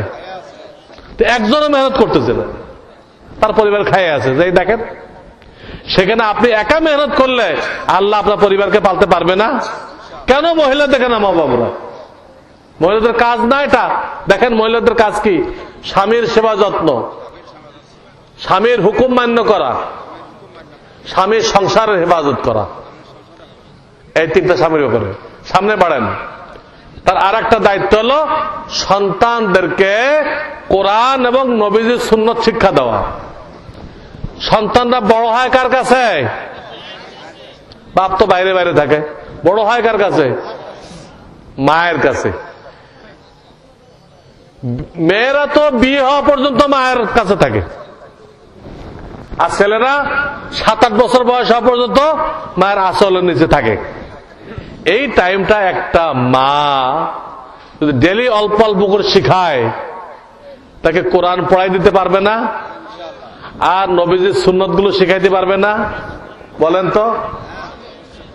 কথার কথা, খানা খাইতে পারছে বাবা, দস্তরখান বেচায় খানা খাওয়া সুন্নত একটা শিখাই দিল। ওই বয়সে ব্রেন কিন্তু প্রখর থাকে, ওই বয়সে ব্রেন কি সাংঘাতিক, হ্যাঁ শার্প থাকে, মুখস্থ হবে না। কালকে বলো বাবা বিসমিল্লাহি ওয়া আলা বারাকাতিল্লাহ পড়ে খাইতে হয়, আর একদিন শিখাই দিল ডাইন হাত দিয়ে খাইতে হয়। এর একটা একটু শিখানো সম্ভব না? যখন কাপড় পরে দিছে, বাবা জামা কাপড় পরার সময় ডাইন হাত ডাইন পাও আগে ঢুকাইতে হয়। পাজামা হলে ডাইন পাও আগে, আর জামা হলে এইভাবে শিখাই দিল। টয়লেটে দিছে, বাবা দোয়া পড়তে হয়, দোয়া পড়ে বাম পাও আগে ঢুকাইতে হয়। এইভাবে মায়েরা 5-7 বছরের মধ্যে খাওয়া সুন্নত, ঘুমানো সুন্নত, উজু সুন্নত, টয়লেটের সুন্নত, কাপড়ের সুন্নত শিখাইতে পারবে না? আর একটা ছেলেকে যখন মায়ে কোরআন শিখাই দিল, নবীজির সুন্নত শিখাই দিল, সে আল্লাহর ওলি হয়ে গেল। কি হয়ে গেল? এ জীবনেও চুরি করবে না, জীবনেও ডাকাতি করবে না, জিনা করবে না, শরাব খাবে না, মদ খাবে না, ঘুষ খাবে না। আজকে যত বড় শিক্ষিত হোক, ঘুষ ছাড়া আপনার কাজ করে দিবে? যত বড় শিক্ষিত হোক, হে কি কলমের খোঁচা ডাকাতি করতেছে না? যত বড় শিক্ষিত আপনি দেখান তো, 2-1 যদি থাকে যে খায় না ঘুষ, তো তার মা ছোটকালে তালিম দিছে। তার মা কি দিছে? না হয় তাবলিগওয়ালারা তালিম দিছে, না হয় কোন আলেমের সোহবতে সে যায়। এই তিনটার একটা রসিলায় 2-4 জন অফিসার পাইবেন ঘুষ খায় না, আর 98% অফিসার ঘুষ খাইতেছে। এই অফিসাররা শিক্ষিত না মূর্খ? শিক্ষিত। তো শিক্ষিত হয়ে সে জানে না যে ঘুষ খাওয়া হারাম? জানে কিনা? সরকার তাকে বেতন দিয়ে রাখছে, তাতে তার শিক্ষাটা কি কাজে লাগলো? সে শিক্ষিত হওয়ার পরে হারাম খাইতেছে। এই জন্য বলতেছিলাম যে মায়েরা বাচ্চাদেরকে কি শিখাইবে? কোরআন এবং নবীজির সুন্নত। এই দুটা জিনিস শিখাই দিলে এই ছেলে জীবনও সুদ খাবে না, ঘুষ খাবে না, কাউকে কোনো ক্ষতি করবে না। কিন্তু মা বোনদের 8টা দায়িত্ব কি পাইলেন? সন্তানকে কোরআন সুন্নাত শিখায় মানুষ বানানো, সন্তানকে। আর যেসব মায়েরা ওই অফিস করে, তাদের ছেলে পেলে কার কাছে বড় হয়? কাজের বুয়ার কাছে। কাজের কাছে মানুষ হয় না অমানুষ হয়? কোরআন শেখে না গালি শেখে? মানুষ হবে এগুলো? শেষ পর্যন্ত হেরোইন খোর হয়ে যাবে, হবে। এখন হেরোইনের টাকা যখন পাবে না, বাপের কাছে যাবে। বাপ যদি না দেয়, বাপের পিস্তল দিয়ে গুলি করে দিবে। পত্রিকা বহু ঘটনা এসে গেছে, হেরোইনের টাকা বাপের কাছে চাইছে, দেয় নাই, একদম পিস্তল দিয়ে গুলি করে দিচ্ছে। আপনার টাঙ্গাইলে হয়েছে, টাঙ্গাইলে করছে এই ঘটনা। মার কাছে যাবে, টাকা দাও। মা যদি টাকা না দেয়, বটি দিয়ে মারে জবাই করবে। বহু ঘটনা ঘটে গেছে। তাহলে এই যে বাপেও চাকরিতে গেল, মাও চাকরিতে গেল, এটা চাকরিতে গেছিল কার জন্য? ছেলের জন্য না? হ্যাঁ, তো সেই ছেলে মারও মার্ডার করলো, বাপরও মার্ডার করলো, পরে জেলে গেল, ওর ফাঁসি হয়ে গেল। টাকা ব্যাংকে পড়ে থাকলো, ব্যাংক ওয়ালার মালিক হয়ে গেল, আপনিও শেষ, ওর মাও শেষ, আপনার ছেলেও শেষ হয়েছে। সাদাকাল্লাহুল আযীম, সব শেষ। আল্লাহ সত্য বলছেন, সাদাকাল্লাহুল আযীম, সব শেষ। যার জন্য টাকা জমা করলেন তার হাতে আপনিও শেষ, আপনার স্ত্রীও শেষ, ওই ছেলেও ফাঁসি হয়ে গেল, সব শেষ। কাজে ছেলে পেলেকে কাজের বুয়ার হাতে মানুষ করা যাবে না, মায়ের আদরে মায়ের পরশে মানুষ করতে হবে। আমি বলে থাকি যে মা কি, মাদ্রাসা থেকে সংক্ষেপ করে মা নেওয়া হয়েছে। মাদ্রাসা লিখতে পয়লা মা আছে নাকি? হ্যাঁ, খেয়াল করছেন? মাদ্রাসার পয়লা অক্ষর নিয়ে মা বানানো হয়েছে। এই কথা বোঝানোর জন্য যে প্রত্যেকটা মা একটা আদর্শ মাদ্রাসা, প্রত্যেকটা মা একটা আদর্শ মাদ্রাসা। যদি আপনি আপনার মেয়েকে এইভাবে তৈরি করেন, তাহলে এই মেয়ের ওসিলায় আপনার পরিবার হেদায়েত পাবে। ওই মেয়েকে যে গ্রামে বিয়ে দিবেন, ওই পুরা গ্রামবাসী হেদায়েত পাবে। এবং ওর পেটে যত সন্তান হবে সব আল্লাহর ওলি হবে। কিন্তু শর্ত হলো আপনি মেয়েকে এমন ভাবে করতে হবে যে ও একটা মাদ্রাসা হইতে পারে। জন্য মেয়েকে এমন ভাবে তালিম দিতে হবে ওই মেয়েটা কি হবে, একটা আদর্শ মাদ্রাসা। তো এই একটা দায়িত্ব মা বোনদের, সন্তানদেরকে কোরআন এবং সুন্নাতে তালিম দেওয়া। আর একটা দায়িত্ব এই, তার কাছে যে মেয়েরা দেখা সাক্ষাৎ করতে আসবে, আসে না মেয়েদের কাছে, মেয়েরা আসে না, তাদেরকে দিনের দাওয়াত দিবে। দিনের কি দিবে? এই তোমার স্বামী চিল্লা দিছে, চিল্লায় পাঠাও।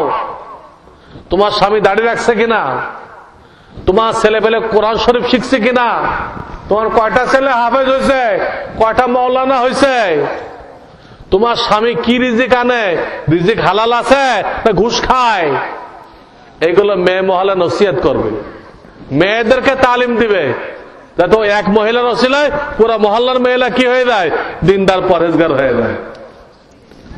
কয়টা দায়িত্ব হলো করেন তোমার গোড়ার থেকে। মা বোনদেরকে আল্লাহ তাআলা কি কাজের জন্য সৃষ্টি করেছে বলেন? আল্লাহর ইবাদত বন্দেগী, স্বামীর খিদমত, স্বামীর হুকুম মানা, স্বামীর সংসারের হেফাজত, বাচ্চাকে কোরআন এবং সুন্নাতের তালিম দিয়ে মানুষ বানানো, মহিলা মহলে দিনের দাওয়াত দেওয়া। কয়টা? 6টা। এই 6টা কাজ যে মহিলা করবে, যে মা বোন করবে, হাসরের ময়দানে আল্লাহ তাকে বলবেন তোমার জন্য 8টা বেহেশতের দরজা খোলা, যেটাতে মনে চায় দাখিল হয়ে দাও। 8 রকম বেহেশত আছে, 7টা দরজা খোলা, যেইটাতে মনে চায় দাখিল হয়ে দাও। বুঝতেছেন? এতে প্রত্যেকের বাড়িতে মা বোনদেরকে এই কাজগুলো শিখাই দিবেন। এখন প্রশ্ন, মা বোনরা এই কাজগুলো করে বেরাকে চাকরি করার সময় পাবে? বলেন, সরকারি অফিসে চাকরি করার সময় পাবে? কিন্তু এই দায়িত্বগুলো আমরাও জানি না, আমাদের মা বোনদেরকেও শিখাই নেই। এই জন্য আজকে তারা রাস্তা রাস্তায় ঘুরতেছে আর অন্য বেটাদের মনোরঞ্জন করতেছে, অন্য বেটাদের খেদমত করতেছে। আপনার বউ আপনার খেদমত করবে, ও অফিসে তার বসের খেদমত করতেছে। বলেন নাউযুবিল্লাহি মিন যালিক। হ্যাঁ, বেরাকে যারা চাকরি করে বেরাকের বসের খেদমত করতেছে। আপনারা 1 পয়সা গুরুত্ব দেবে না, ওর কাছে গুরুত্ব হলো বেরাকের বসের। ওখানে স্লোগান শেখানো হয়, ভাঙ্গা ঘরে থাকবো না, স্বামীর কথা মানবো না। কিসের ঘর, কিসের বর? ওর বর তো এখন বেরাকের অফিসার। হ্যাঁ, আপনি হলো তার এই কৃষক, আপনাকে কিসের হিসেবে রাখছে? বাস্তব বাস্তব কথা বলতেছে। আমি এইভাবে আমরা মেয়েদেরকে ধ্বংস করতেছি, তাদের রুজি রোজগারের দায়িত্ব নেই। নাউযুবিল্লাহ। তো মা বোনদের সম্পর্কে এই কথাগুলো আমি বললাম। সর্বশেষ কথা, আমি শুরুতে বলছিলাম 5টা বিষয়ের নাম ফরজে আইন এলেম। 5টা বিষয়ের নাম কি? ফরজে আইন এলেম। এইটাই মূলত ওয়াজ মাহফিলে, এইটাই আলোচনা করার জিনিস, এইটাই ওয়াজ। এবং জুমার দিন যে বয়ান হয়, এটাই বয়ান করা উচিত। কারণ আপনার তো মাদ্রাসায় পড়ার সময় নেই। আপনারা ফরজ এলেমটা কোথায় শিখবেন? এটুকু এলেম শেখা ফরজ না? তালাবুল ইলমি ফারিজাতুন আলা কুল্লি মুসলিম, প্রত্যেকটা মুসলমানের উপরে ইলম শিক্ষা করা ফরজ। কেমনে শিখবেন? মাহফিলে যদি এই 5টা বয়ান না হয়, মাহফিলে এই 5টা বিষয় যদি বয়ান না হয়, কোত্থেকে শিখবেন? জুমার নামাজের সময় বয়ান হয়, সেখানে এই 5টা বিষয় যদি বয়ান না হয়, আপনি কোত্থেকে শিখবেন? এবং এই 5টা বিষয় হাসরের ময়দানে আল্লাহ তাআলা জিজ্ঞেস করবেন। হাসরের ময়দানে 5টা প্রশ্ন হবে, তার একটা প্রশ্ন হলো এইটা, যেটুক ইলম শিক্ষা করা ফরজ ওটুক শিখছিল কিনা। বুঝতেছেন আমার কথা? 5টা বিষয় প্রশ্ন করা হবে হাসরের ময়দানে। একটা প্রশ্ন এই যে যেটুক ইলম শিক্ষা করা ফরজ ওইটুক ইলম তুমি শিখেছিলে কিনা। কি জবাব হবে তখন? ওইটুক ইলম শিক্ষা দেওয়া কার দায়িত্ব? ডক্টর ইউনূসের না ওলামাদের? ফরজাইন ইলম শিক্ষা দেওয়া কার দায়িত্ব? ইউনূসের দায়িত্ব? ইউনূস শিখাইবে না নাস্তিক বানাবে ইউনূসে? হ্যাঁ, নিজেও নাস্তিক এবং সে নাস্তিক বানানোর জন্য মা বোনদেরকে রাস্তায় নামাইছে। সুদখোর মহাজন সব মা বোনদেরকে রাস্তায় নামাইছে। অনেক জায়গায় তারা ফুলের মালা দিছে। আমি বললাম নাউজুবিল্লাহ, ওরে জুতার মালা দেন, জুতার মালা দিবেন। এই সমাজের মা বোনদেরকে সেই রাস্তায় নামাইছে। এই খবিস, এই শয়তান মা বোনদেরকে রাস্তায় নামাইছে। তো বলতেছিলাম, এই 5টা বিষয়ের ইলম কে শিক্ষা দিবে বলেন তো? ইউনূস কখনো দিবে না, আমাদের দিতে হবে। যদি আমরা না দেই, আমরা অপরাধী, আমরা আমানতের খেয়ানত করনেওয়ালা, আমানতের খেয়ানত করনেওয়ালা।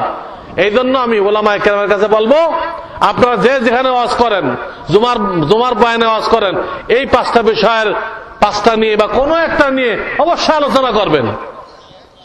এটা ঠিক করতে পারলে অন্তত ফরজ ইলমটা হয়ে গেল, আল্লাহর কাছে হাসরের ময়দানে জবাব দেওয়ার ব্যবস্থা হয়ে গেল। এখন আমার প্রশ্ন, এই 5টা বিষয়কে আমাদের হাসিল হয়ে গেছে? প্রথম কি বলছিলাম? ঈমান সম্পর্কে, ঈমান হাসিল করতে হবে, ঈমান শিখতে হবে। ঈমানকে আমরা শিখছি? বলেন তো, কে কে ঈমান শিখছেন হাত তোলেন, আমি তার কাছে প্রশ্ন করব যে আপনি ঈমান সম্পর্কে জানেন কিনা। কে কে ঈমান শিখছেন? কেউ শিখছেন? কেউ শেখেন নাই। আপনারা 2টা কাজ করবেন। আমার লেখা কিতাবুল ঈমান বাংলা একে এলাকায় পাওয়া যায়? হ্যাঁ, আমার লেখা কিতাবুল ঈমান বাংলাতে, এটা মসজিদে মসজিদে ঘরে ঘরে তালিম শুরু করেন। আর ওই কথাগুলো অন্তরে বসানোর জন্য দাওয়াত ও তাবলীগে সময় লাগান। এই 2টা কাজ করলে ইনশাআল্লাহ আপনার আমার ভিতরে পাহাড়ের মতো মজবুত ঈমান তৈরি হয়ে যাবে। রাইট হয়ে গেছে, আমি এখন ব্যাখ্যা দিতে পারবো না। ইসলামের সবচেয়ে গুরুত্বপূর্ণ কি বলেন তো? ঈমান থেকে গুরুত্বপূর্ণ কিছু আছে? নেই। শুধু ঈমান দিয়ে বেহেশতে যাওয়া যাবে কিনা? শুধু ঈমান, আর কিচ্ছু নেই। বেহেশতে যাওয়া যাবে কিনা বলেন? যাবে। 100 পয়লা চান্সে না হোক, দ্বিতীয় চান্সে। কিন্তু ঈমান বাদ দিয়ে যত আমল আপনি করেন, বেহেশতে যাওয়া যাবে? ঈমান ছাড়া আমলের দ্বারা বেহেশতে যাওয়ার কোনো ব্যবস্থা নেই। তাহলে ইসলামের সবচেয়ে গুরুত্বপূর্ণ কোনটা? ঈমান। আজকে ঈমানকে আমরা নষ্ট করতেছি। আমরা বিভিন্ন মাজারে পয়সা দেই কিনা, গাড়ি থামায় পয়সা দেই কিনা, তা শিরক। মাজারে মান্নত মানে কিনা, শিরক। মাজারে সিজদা করে কিনা, অনেকেই করতেছে, শিরক। মাজারে কিছু চাওয়া হয় কিনা, শিরক। এই শিরক করে করে আমরা ঈমানকে বরবাদ করে দিচ্ছি, বরবাদ করে দিচ্ছি। রাসূলুল্লাহকে নূরের তৈরি মনে করা, এটাও শিরক। নূরের তৈরি না, মাটির তৈরি মানুষ 1 নম্বর, নূরের তৈরি ফেরেশতা 2 নম্বর, আগুনের তৈরি জিন 3 নম্বর। তো মাটির তৈরি মানুষ 1 নম্বর। আল্লাহ নূরের তৈরি ফেরেশতা দিয়ে মাটির তৈরি মানুষকে সিজদা করাই দিলেন। সম্মানের সিজদা করার নাই? তা আল্লাহ কি প্রমাণ করে দেয় নাই যে মাটির তৈরি মানুষ 1 নম্বর? তা আপনি নূরের তৈরি করলেন, তো ওনাকে 1 নম্বর থেকে কোথায় নামাই দিলেন? 2 নম্বরে নামাই দিলেন। হ্যাঁ, মন্ত্রী কইলেন হ্যাঁ চৌকিদার। মন্ত্রী কি কইলেন যে আমাদের এখানে চৌকিদার সাহেব আছে, চৌকিদার। তো মন্ত্রী ইজ্জত করা হলো না বেইজ্জত করা হলো? তো এই নূরের তৈরি করলে বেইজ্জত করা হয়, শিরক। যারা বলে নবী রাসূল গায়েব জাননেওয়ালা, হাজির নাজির, এটাও শিরক। গায়েব জাননেওয়ালা এবং হাজির নাজির একমাত্র কে? আল্লাহ। আল্লাহ। অন্য কাউকে বললে ঈমান নষ্ট হয়ে যাবে। যদি বলেন যে নবী রাসূলরাও গুনাহ করছে, ঈমান থাকবে? ঈমান নষ্ট হয়ে যাবে। আজকাল ইসলামী দলেরা এই কথা শিখাইতেছে লোকদেরকে, ইসলামের নামে দল বানাইছে, তারা শিখাইতেছে যে নবীরাও গুনাহ করছে। নাউযুবিল্লাহ, বেঈমান বানাইতেছে। তারা সাহাবীদের ভুল ধরতেছে। সাহাবীরা সত্যের মাপকাঠি। সাহাবীরা কি, এর কাছে আমার কাছে অন্তত 10-20টা আয়াত আছে কোরআনের, তাদের সত্যের মাপকাঠি 10-20টা আয়াত আছে। কিন্তু আপনারা তো এই ধৈর্য দিয়ে শুনতে পারবেন না, আরো কথা আছে। একটা আয়াত বলতেছি, ওয়াস-সাবিকুনাল আউয়ালুনা মিনাল মুহাজিরিনা ওয়াল আনসার ওয়াল্লাযীনা ইত্তাবাউহুম বিইহসান রাদিয়াল্লাহু আনহুম ওয়া রাযু আন। 11 পারা সূরা তাওবা। সূরায় এই আয়াত আল্লাহ বলতেছে আনসার আর মুহাজির আর এদেরকে যারা ফলো করবে, আমি আল্লাহ তাদের উপর রাজি হয়ে গেছি, আমি আল্লাহ তাদের জন্য বেহেশত প্রস্তুত করে রাখছি। তাদেরকে মানতে কইলেন আনসার মুহাজির। তো যারা সত্যের মাপকাঠি না হয় থাকে, তাহলে আল্লাহ কোরআনে এদেরকে মানতে কইলেন কেন? বুঝতেছেন আমার কথা? আমি 10-20টা আয়াত পেশ করতে পারবো, একটা আয়াত যথেষ্ট। কাজে এই সাহাবীদের দোষ চর্চা করবে, তারও ঈমান নষ্ট হয়ে যাবে। তারা বলবে সাহাবীরা সত্যের মাপকাঠি না, তাদের ঈমান শেষ। তো ঈমান সম্পর্কে শিখতে হবে। ঈমান কি জিনিস? আমানতু বিল্লাহি ওয়া মালাইকাতিহি, পড়েন না ঈমানের মুফাসসাল? 7টা পয়েন্ট আছে, আর এর কিছু শাখা আছে। এই 7টা পয়েন্টকে তার শাখা সহ বিশ্বাস করার নাম হলো ঈমান। বুঝতেছেন? এলে ঈমান। আমি ব্যাখ্যা করব না, এতটুকু বলে দিলাম যে এই ঈমান কিন্তু সামান্য কারণে নষ্ট হয়ে যেতে পারে। সামান্য কারণে ঈমান কি হয়ে যায়? নষ্ট হয়ে যায়। যেমন টুপি নিয়ে মজাক করলেন, ঈমান নষ্ট হয়ে গেছে। দাড়ি নিয়ে মজাক করলেন,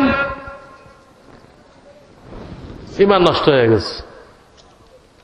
মেসওয়াক নিয়ে দাঁতন মজাক করলেন, ঈমান নষ্ট হয়ে গেছে। শরীয়তের কোন হুকুম আহকাম নিয়ে মজাক করলেন বা বললেন যে এটা সায়েন্টিফিক না, আল্লাহর হুকুমটা সায়েন্টিফিক না, তো ঈমান নষ্ট হয়ে গেল। যদি সায়েন্টিফিক না হয় তা আপনি এক কাজ করেন, আপনার মাথা নিয়ে পাহাড়ের সাথে আছাড় মারেন, মারে ঘিলু একদম ছড়াই দেন। আল্লাহর কোন কথা যদি আপনার কাছে সায়েন্টিফিক না হয়, তা আপনার চিকিৎসা কি? আপনার চিকিৎসা হলো আপনার মাথা নিয়ে কিসের সাথে মারেন? পাহাড়ের সাথে মারে ঘিলু একদম ছটকাই দেন, এই হলো আপনার চিকিৎসা। যে শয়তানের মাথায় আল্লাহর হুকুম আসে না, হ্যাঁ? আরে সায়েন্টিফিকের কোন মা বাপ আছে? এক সায়েন্স হলে একটা বলে যায়, আর এক সায়েন্স হলে বলে তো গাধা, কিচ্ছু বোঝে না, এটা ঠিক, ওটার বাতিল করে দেয়। আর এক সায়েন্স হলে আসে এটা বাতিল করে দেয়। সায়েন্সের কোন মা বাপ আছে? আপনি সায়েন্টিফিক হয় না কইতেছেন? হ্যাঁ, কোরআন সায়েন্সের উপরে, কোরআন সায়েন্সের অনেক উপরে। সায়েন্স তো ডেইলি পরিবর্তন হয়। তো বলতেছিলাম যে ঈমান সাংঘাতিক স্পর্শকাতর। আল্লাহর ব্যাপারে অভিযোগ করলে ঈমান নষ্ট হয়ে যায়। আপনার ছেলে মারা গেছে, আপনি অভিযোগ করলেন, আল্লাহ কত মানুষের কত ছেলে পেলে তুমি চোখে দেখলে না, আর আমার মাত্র একটা ছেলে, এরশাদ চাচার বুদ্ধি নিয়ে আমি একটা ছেলে নিয়েছিলাম, ওই একটাই তুমি নিয়ে গেলা। আপনার কে কইছিল এরশাদ চাচার বুদ্ধি নিয়ে একটা নিতে? রবি ঠাকুর, হ্যাঁ, যারা এত দাম দিচ্ছেন আপনারা, উনি বাপের 11 নম্বর সন্তান। রবি ঠাকুর বাপের 11 নম্বর সন্তান। এরা তো ইংরেজি শিখে খোদা মানে। তোসেল নাসিন কইছে দুনিয়াতে কোন ঈশ্বর থাকে তো এটা হলো রবি ঠাকুর, আর দুনিয়ার জন্য কোরআন থাকে ওটা হলো রবি ঠাকুরের কাব্য চর্চা। কত বড় শয়তান চিন্তা করেন। মুসলমান নামধারী মেয়ে কত বড় নাস্তিক, এটা খোদা মানতেছে। খোদা কি হাগে খোদা হাগে তো রবি ঠাকুর হাগে নাই? পায়খানা করলে বুঝবেন না তো। সহি বাংলা কইলাম, বুঝছেন? এটা করলে বুঝবেন না আপনারা। খোদারকে হাগা মোতা লাগে? তাহলে খোদা কি মারা যায়? এর খোদা মানছে, কত বড় গাধা চিন্তা করে। তো এই যে অনেকে আপত্তি করে, গেল আমার ছেলেটা নিয়ে গেলা, বেঈমান হয়ে গেল। অনেকে বিপদে পড়লে আল্লাহর উপর মন খারাপ করে, ব্যবসায় লস হয়ে গেছে, জমিনে ধান হয় না এবছর, তা আল্লাহর উপর মন খারাপ করে। ইমান থাকে আল্লাহর উপর মন খারাপ করলে? দেখেন কত ডিগ্রি ইমান নষ্ট করতেছে আমরা। এই জন্য ইমানের ব্যাপারে তালিম করতে হবে, দাওয়াত ও তাবলীগে সময় লাগাইতে হবে, আর না কথায় কথায় আমাদের ইমান নষ্ট হয়ে যাবে। আল্লাহ আমাদেরকে হেফাজত করুন। ওই পাঁচটার পয়লা ছিল ইমান। তো ইমানের বিষয় দেখা গেল আমরা কেউ তেমন কিছু জানি না, এটা ঠিক করতে হবে। দ্বিতীয় বিষয় কি ছিল? দ্বিতীয় বিষয়টা বলবো, সবটা বলা যাবে না এখন। দ্বিতীয় বিষয় কি ছিল? ইবাদত বন্দেগী সুন্নত মোতাবেক করা। তা আমাদের ইবাদত বন্দেগী সুন্নত মোতাবেক আছে? আপনি ঈশ্বর দিক থেকে একটা মুয়াজ্জিন নিয়ে আসেন যে সহি আজান ইকামত দিতে পারে, পারবেন আনতে? পুরা ঈশ্বর দিক থেকে একটা মুয়াজ্জিন নিয়ে আসেন, এর আজানও সুন্নত তরিকায়, এর ইকামতও সুন্নত তরিকায় নিয়ে আসেন। সব গলত আজান দিচ্ছে, গলত ইকামত দিচ্ছে। পয়লা আল্লাহু আকবার টানে এক আলিফ, আর দ্বিতীয় আল্লাহু আকবার টানে 6 আলিফ। কেন? একই শব্দ, তুমি একটা 1 আলিফ টানছো, আর একটা কেন 7 আলিফ টানলা? ইকামতে পয়লা 4টা তাকবীর একসাথে বলতে হয়। ইকামতে পয়লা 4 তাকবীর, আল্লাহু আকবার, আল্লাহু আকবার, আল্লাহু আকবার, আল্লাহু আকবার, 4টা একসাথে। আমাদের দেশে আল্লাহু আকবার, আল্লাহু দুটো কয়ে থেমে গেল, দুটো কয়ে থেমে গেল। তো কই সুন্নত? কই সুন্নত নেই। আচ্ছা, নামাজে সুন্নত আছে, হাত এইভাবে তুলতে কইলাম, পাও কিবলার দিকে, হ্যাঁ, নাভির নিচে বাঁধতে হবে। এই নামাজের মস্ক হয়? এই ঈশ্বর দিতের মস্ক হয়? হইলে একটা লোক নিয়ে আসেন দেখি, কারে করাইছেন, নিয়ে আসেন, তার রুকু সেজদা দেখবো আমি। যারা মস্ক করাইছেন এমন লোক দেন, আমি দেখে খুশি হয়ে যাবো যে না, এই লোকটার রুকু সেজদা ঠিক আছে। এটা বহুত জরুরি। আল্লাহ রসুলকে কয়বার মস্ক করানো হয়েছে? আল্লাহ রসুলকে মেরাজের রাত্রে নামাজ ফরজ হলো না? ফরজ হওয়ার পরে জোহরের সময় আল্লাহ তাআলা জিবরাইল আলাইহিস সালামকে পাঠাইছে। জোহরের সময় তিনি মানুষের সূরাত আসছেন, আসে লাগাতার 10 ওয়াক্ত আমাদের নবীজিকে নামাজ দেখাইছেন। কয় ওয়াক্ত? আমরা কয় ওয়াক্ত শিখছি? শিখি নাই, দেখা দেখে নামাজ পড়ি। ওই নামাজের সুন্নত নেই।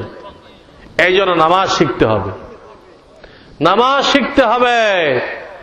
নামাজে 1 রাকাতে 1টা রুকু। 1 রাকাতে কয়টা রুকু? 1টা রুকু। যারা নামাজের ট্রেনিং নেই না আমরা, তারা 1 রাকাতে কয়টা রুকু করতেছি? হ্যাঁ, 3টা।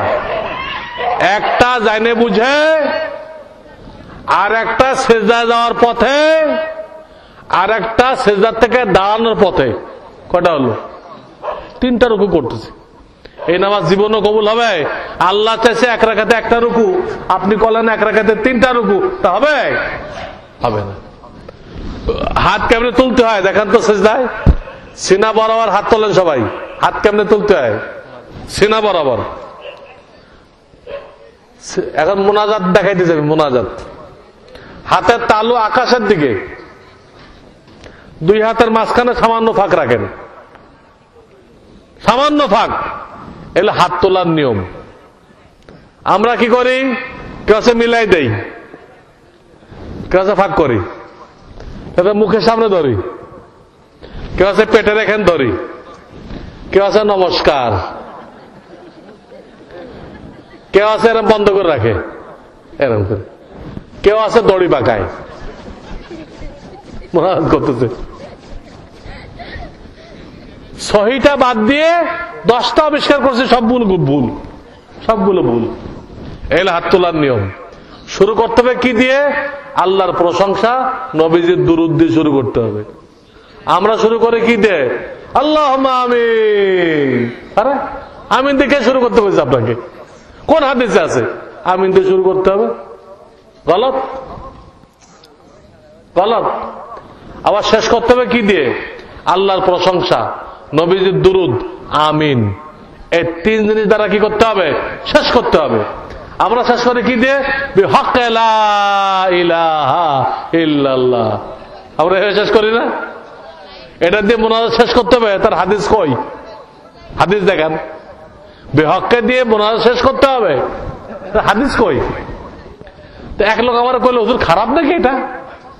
খারাপ তো বলি নাই, কিন্তু আপনি ইচ্ছা মতো তো পড়তে পারবেন না। আপনি টয়লেটে ঢুকতেছেন, টয়লেটে ও দোয়া আছে না? বিসমিল্লাহি আল্লাহুম্মা ইন্নী আউযু বিকা মিনাল খুবুসি ওয়াল খাবাইস, দোয়া আছে না? আপনি এইটা না পড়ে লা ইলাহা ইল্লাল্লাহ এই টয়লেটে ঢুকলেন। কিরে এনে টয়লেট লা ইলাহা পড়েন কেন? খারাপ নাকি? আরে খারাপ ভালো তো বলা হয় নাই, কিন্তু আল্লাহ রাসূল তো টয়লেট ঢোকার সময় লা ইলাহা পড়েন নাই। আপনি ইচ্ছা মতো কেন করতেছেন? বুঝছেন? শুরুও গলত, শেষও গলত। আর একটা মসলা বলবো, জিন্দেগির শেষ পর্বের মসলা, জিন্দেগির শেষ পর্ব। কোরআন হাদিসে আছে শর্ট টাইমে দাফন করো, মুর্দাকে শর্ট টাইমে কি করো? 3-4 ঘন্টার মধ্যে দাফন করো। আমরা কি 3-4 ঘন্টার মধ্যে করি?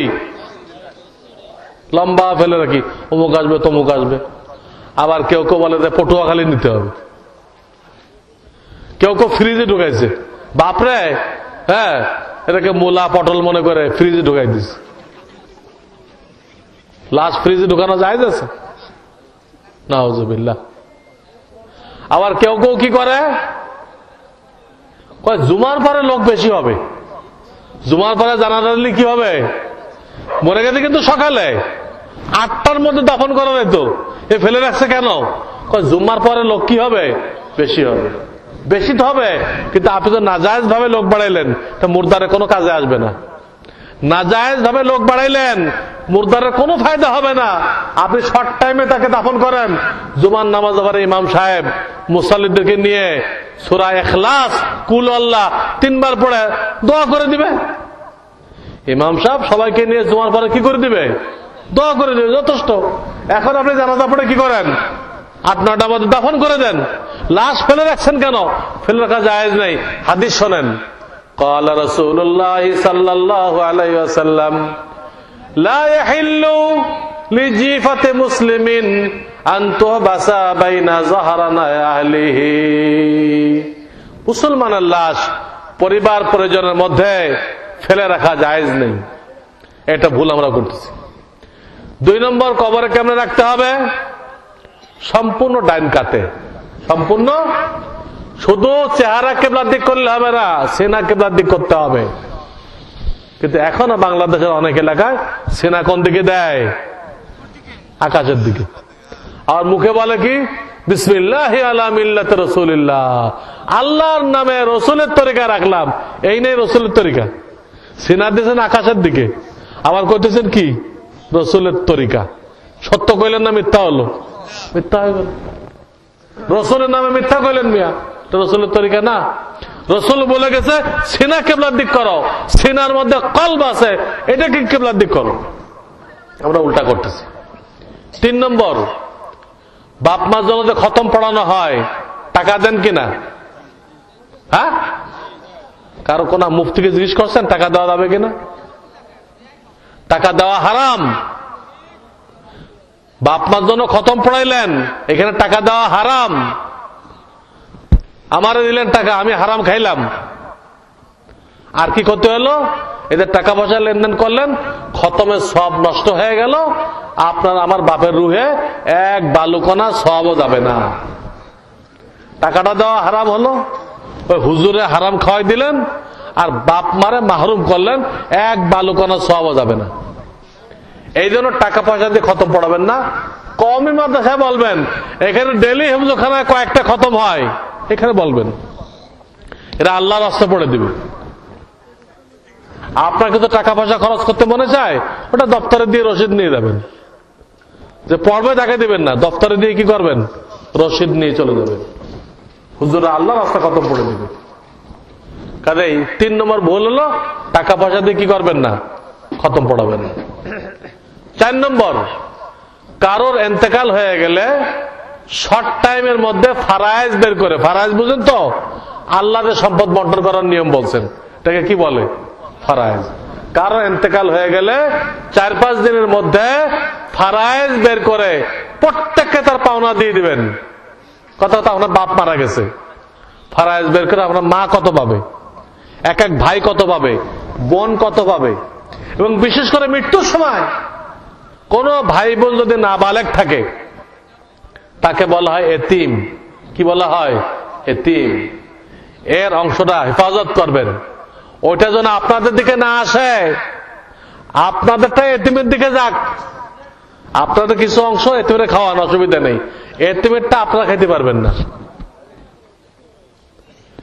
তো শরীয়তের মাসলা এই, মৃত্যু হয়ে গেলে শর্ট টাইমের মধ্যে সব ভাগ করে ফেলতে হবে, যাতে একজনের হক আর একজনে না খায়, বিশেষ করে এতিমের হক যেন কেউ না খায়।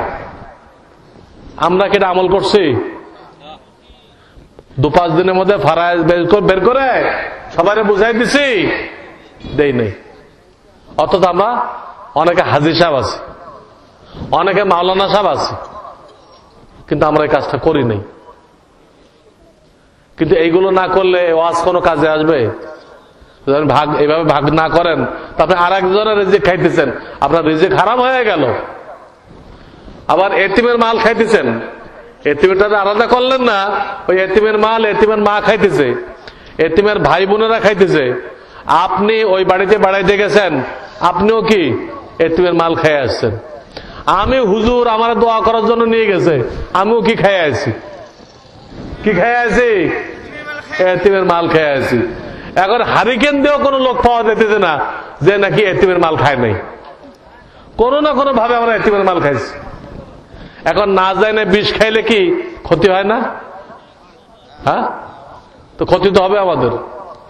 এতিমের মাল খাইলে দোজখের আগুন খাওয়া হয়। কোরআনে আসছে 4th পারা 19 পৃষ্ঠা শেষ আয়াত, 4th পারা 19 পৃষ্ঠা শেষ আয়াত। ইন্নাল্লাযীনা ইয়াকুলুনা আমওয়ালাল ইয়াতামা যুলমা ইন্নামা ইয়াকুলুনা ফি বুতুনিহিম নারা। এতিমের মাল যারা খাবে তারা পেটের মধ্যে দোজখের আগুন ঢুকাই দিচ্ছে। এই দোজখের আগুন কখন বোঝা যাবে? কবরে যাওয়ার সাথে সাথে বোঝা যাবে। কাজে আমরা তওবা করে, পিছনে ভুলের জন্য তওবা করে, কেউ ঘাবড়াবেন না। হুজুর যা ওয়াজ করলো তো সবই তো ভুল আমাদের, তা ঠিক করে লাভ কি? সবই ভুল। শয়তান কিন্তু ধোঁকা দিবে আপনাদেরকে, আরে সবই ভুল আর ঠিক করে লাভ কি, এই ভুলের মধ্যে দিয়েই জীবন পাড়ি দাও, এটা গলত কথা। আল্লাহ কোরআনে ওয়াদা করছেন,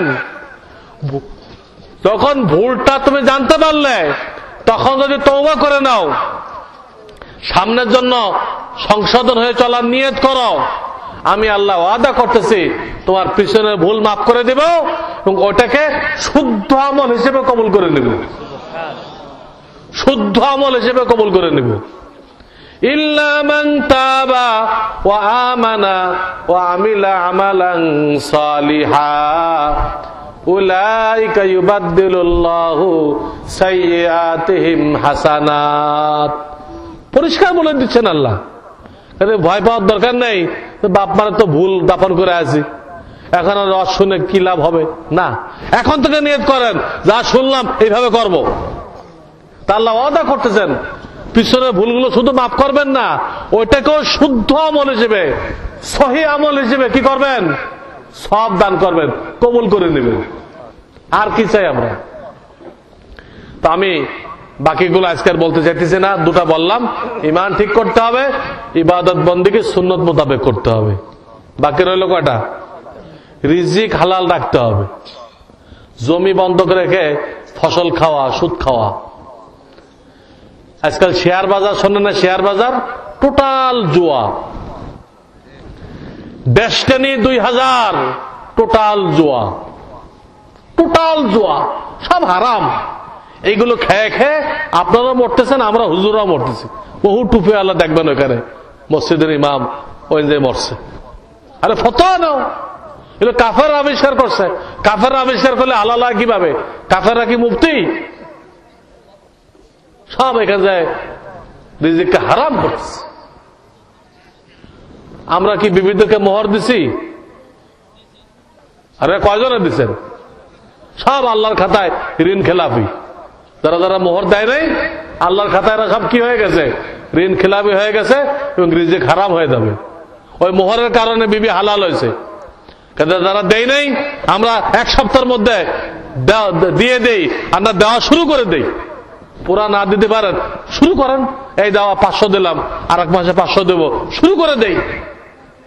কিন্তু একই যে আপনার লাশ কবরে নামানোর সময় আপনার বউর কাছে মাপ চাওয়া হবে। আমাদের দেশে এটা হইতেছে না, গলত তরিকা। রিজিক হালাল রাখতে হবে। 4 নম্বর কি বলছিলাম? হ্যাঁ, বান্দার হক। 4 নম্বর কি বলছিলাম? এগুলো ব্যাখ্যা দেব না। বান্দার হক এটা সাংঘাতিক সিরিয়াস। এই দিক দিয়ে সিরিয়াস যে আল্লাহ এটা মাফ করবে না। কি করবে না? যার হক আমরা নষ্ট করব আমাদের নেকি নিয়ে তাকে দিয়ে দেবে আল্লাহ। এতে যদি নেকি শেষ হয়ে যায়, আরো পাওনাদার থেকে যায়, তো ওদের গুনাহ নিয়ে আমাদের কাঁদতে চাপাবে। হক জানতে হবে। হক হক যে নষ্ট করে সে মানুষকে কষ্ট দেয়, আর মানুষকে যে কষ্ট দেয় তাকে মুসলমান বলা যাবে না। আল মুসলিমু মান সালিমাল মুসলিমুনা মিন লিসানিহি ওয়া ইয়াদিহি। বুখারী শরীফের হাদিস। যে ব্যক্তি অযথা কাউকে কষ্ট দিবে, আল্লাহ রাসূল বলে তাকে মুসলমান বলা যাবে না। তাকে আপনি মুফতি সাহেব বলতে পারেন। কি বলতে পারেন? মুফতি সাহেব, কিন্তু সে মুসলমান না। তারা আপনি হাজী সাহেব কইতে পারেন, কিন্তু সে মুসলমান না। তারা আপনি মুবাল্লিগ সাহেব কইতে পারেন, কিন্তু সে কি না? মুসলমান না। তো যদি আপনি বাপ মার হক না জানেন, স্ত্রীর হক না জানেন, ছেলে মেয়ের হক না জানেন, ভাই বেরাদারের হক না জানেন, পাড়া প্রতিবেশীর হক না জানেন, এগুলো জানতে হবে। ইসলামে খুলে খুলে বলা হয়েছে। কোরআনে নামাজ রোজা খুলে খুলে বলে নাই। কোরআনে নামাজ রোজা খুলে খুলে বলে নাই, কিন্তু বান্দার হক খুলে খুলে বলছে। মহিলাদের হক বয়ান করার জন্য, মহিলারা কমজোর, এদের হক বয়ান করার জন্য একটা সূরা নাযিল করছে, সূরা নিসা। সূরা নিসা খুলে খুলে বয়ান করছে। জানতে হবে না এগুলো। না জানলে আপনি হক নষ্ট করলেন। হক নষ্ট করলে আপনাকে মুসলমান টাইটেল দেওয়া যাবে না। এই জন্য মাওলানা আশরাফ আলী থানভী একটা কিতাব লিখছে, আদাবুল মুআশারাত। কি কিতাব? আরটা লিখছে হুকুকুল ইসলাম, হুকুকুল। এই দুটা কিতাব কিনতে 30-40 টাকা লাগবে আপনার। এই দুটা কিতাব পড়লে কার কি হক সব আপনি জানতে পারবেন, আর কারো হক আপনার নষ্ট হবে না। জীবজন্তুর হক আছে, কিন্তু জীবজন্তুর কি আছে? বুখারীতে হাদিস আছে, পিপাসিত কুকুরকে পানি খাওয়ায় 1 লোক জান্নাতি হয়ে গেছে। পিপাসিত কুকুরকে পানি খাওয়ায় কি হয়েছে? জান্নাতি হয়ে গেছে। আর একটা লোক একটা বিড়াল বাঁধে রাখছিল, খাইতে দেয় নাই, না খায় মরছে, সে জাহান্নামে চলে গেছে। বিড়ালকে কষ্ট দিয়ে যদি জাহান্নামে যেতে হয়, তা আমরা মানুষকে কষ্ট দিচ্ছি, পাওনা টাকা দিতে ঘুরাইতেছি, আমাদের কি হবে? বিড়ালকে কষ্ট দিয়ে জাহান্নামে গেছে, আর আমরা আশরাফুল মখলুকাতকে কষ্ট দিচ্ছি। খ্রিস্টানরা আমাদের দেশে আসছে মানবাধিকার শেখাইতে। এই সূরারা কি মানবাধিকার শেখাইব? কন্ত মানবাধিকার তো কোরআনে আছে, এটা মুসলমানরা শেখাইব মানবাধিকার। এই সূরারা কি শিখাইবে বলেন? ওদের মানবাধিকার কি জানেন? একটা মেয়ে জিনা করছে, এটা কিছু বলতে পারবেন না, ওরে সম্মান জানাইতে হবে, ওরে সম্মান জানাইতে হবে, ওরে পূজা দিতে হবে। এলে সূরাদের মানবাধিকার বুঝছেন নাকি? সূরাদের মানবাধিকার বুঝছেন? যে ছেলেমেয়েরা জেনা বিচার করবে, আপনি শ্রদ্ধা জানাইবেন, সম্মান জানাইবেন। আরে মানবাধিকার তারা কোত্থেকে দিবে? ও তো মুসলমানরা বয়ান করবে। মুসলমানদের কোরআন হাদিসে বলা হয়েছে, যে ব্যক্তি তার ছেলেকে কোরআন হাদিস শেখাইল না, সে ছেলেপেলের হক নষ্ট করলো। এবং কোরআনের এক আয়াতে আসছে যে সে তার সন্তানকে জবাই করে দিল। যে ব্যক্তি তার ছেলেকে কোরআন হাদিস শেখাইল না, মুসলমান বানাইল না, ওই আয়াতের তাফসীর দেখেন, ওয়ালা তাকতুলু আওলাদাকুম মিন ইমলাক, 8 পারা। মুফতি শফি সাহেব লিখছে, যে ব্যক্তি তার ছেলেকে কোরআন হাদিস শেখাইল না, মুসলমান বানাইল না, সে বাপ হয়ে সন্তানকে জবাই করে দিছে। তাহলে এই সন্তান হাসরের ময়দানে এই বাপকে আটকাবে না? একা দোজকে যাবে না বাপরে নিয়ে যাবে? বাপকে নিয়ে যাবে। সাবধান, যেগুলো ছোট আছে মাদ্রাসায় দিয়ে দেবেন। সন্তান যেগুলো ছোট আছে মাদ্রাসায় দিয়ে আগে মুসলমান বানান, মুসলমান বানান, যাতে সে মুসলমান হয়ে চলতে পারে। আপনার মৃত্যুর সময় সূরা ইয়াসিন পড়তে পারে, কালেমা তালকিন করতে পারে, এই শিক্ষাটা আগে দিবেন। আপনার জানাজা পড়াইতে পারে, আপনাকে কবরে ডাইন কাতে শোয়াইতে পারে, এই শিক্ষাটা আগে দিবেন। আর যেসব ছেলে পেলে বড় হয়ে গেছে, মাদ্রাসায় দেওয়া সম্ভবপর না, এদেরকে সাথে করে মোবাইল মাদ্রাসা নিয়ে দেবেন। কোথায় নিয়ে দেবেন? মোবাইল মাদ্রাসায়, দাওয়াত ও তাবলীগের মাদ্রাসায় নিয়ে দেবেন। ইনশাআল্লাহ এই ছেলে আপনার বিরুদ্ধে আর জীবনও নালিশ করবে না, আল্লাহর কাছে নালিশ করবে না। ছেলে পেলের হক আছে, হক আদায় না করলে সন্তানকে জবাই করলেন, ওই ছেলে একদিন আপনাকে জবাই করবে। আল্লাহ রক্ষা করুন। সর্বশেষ কি ছিল? আত্মশুদ্ধি। অন্তরের ভিতরে জন্মগতভাবে 10টা রোগ আছে। কয়টা?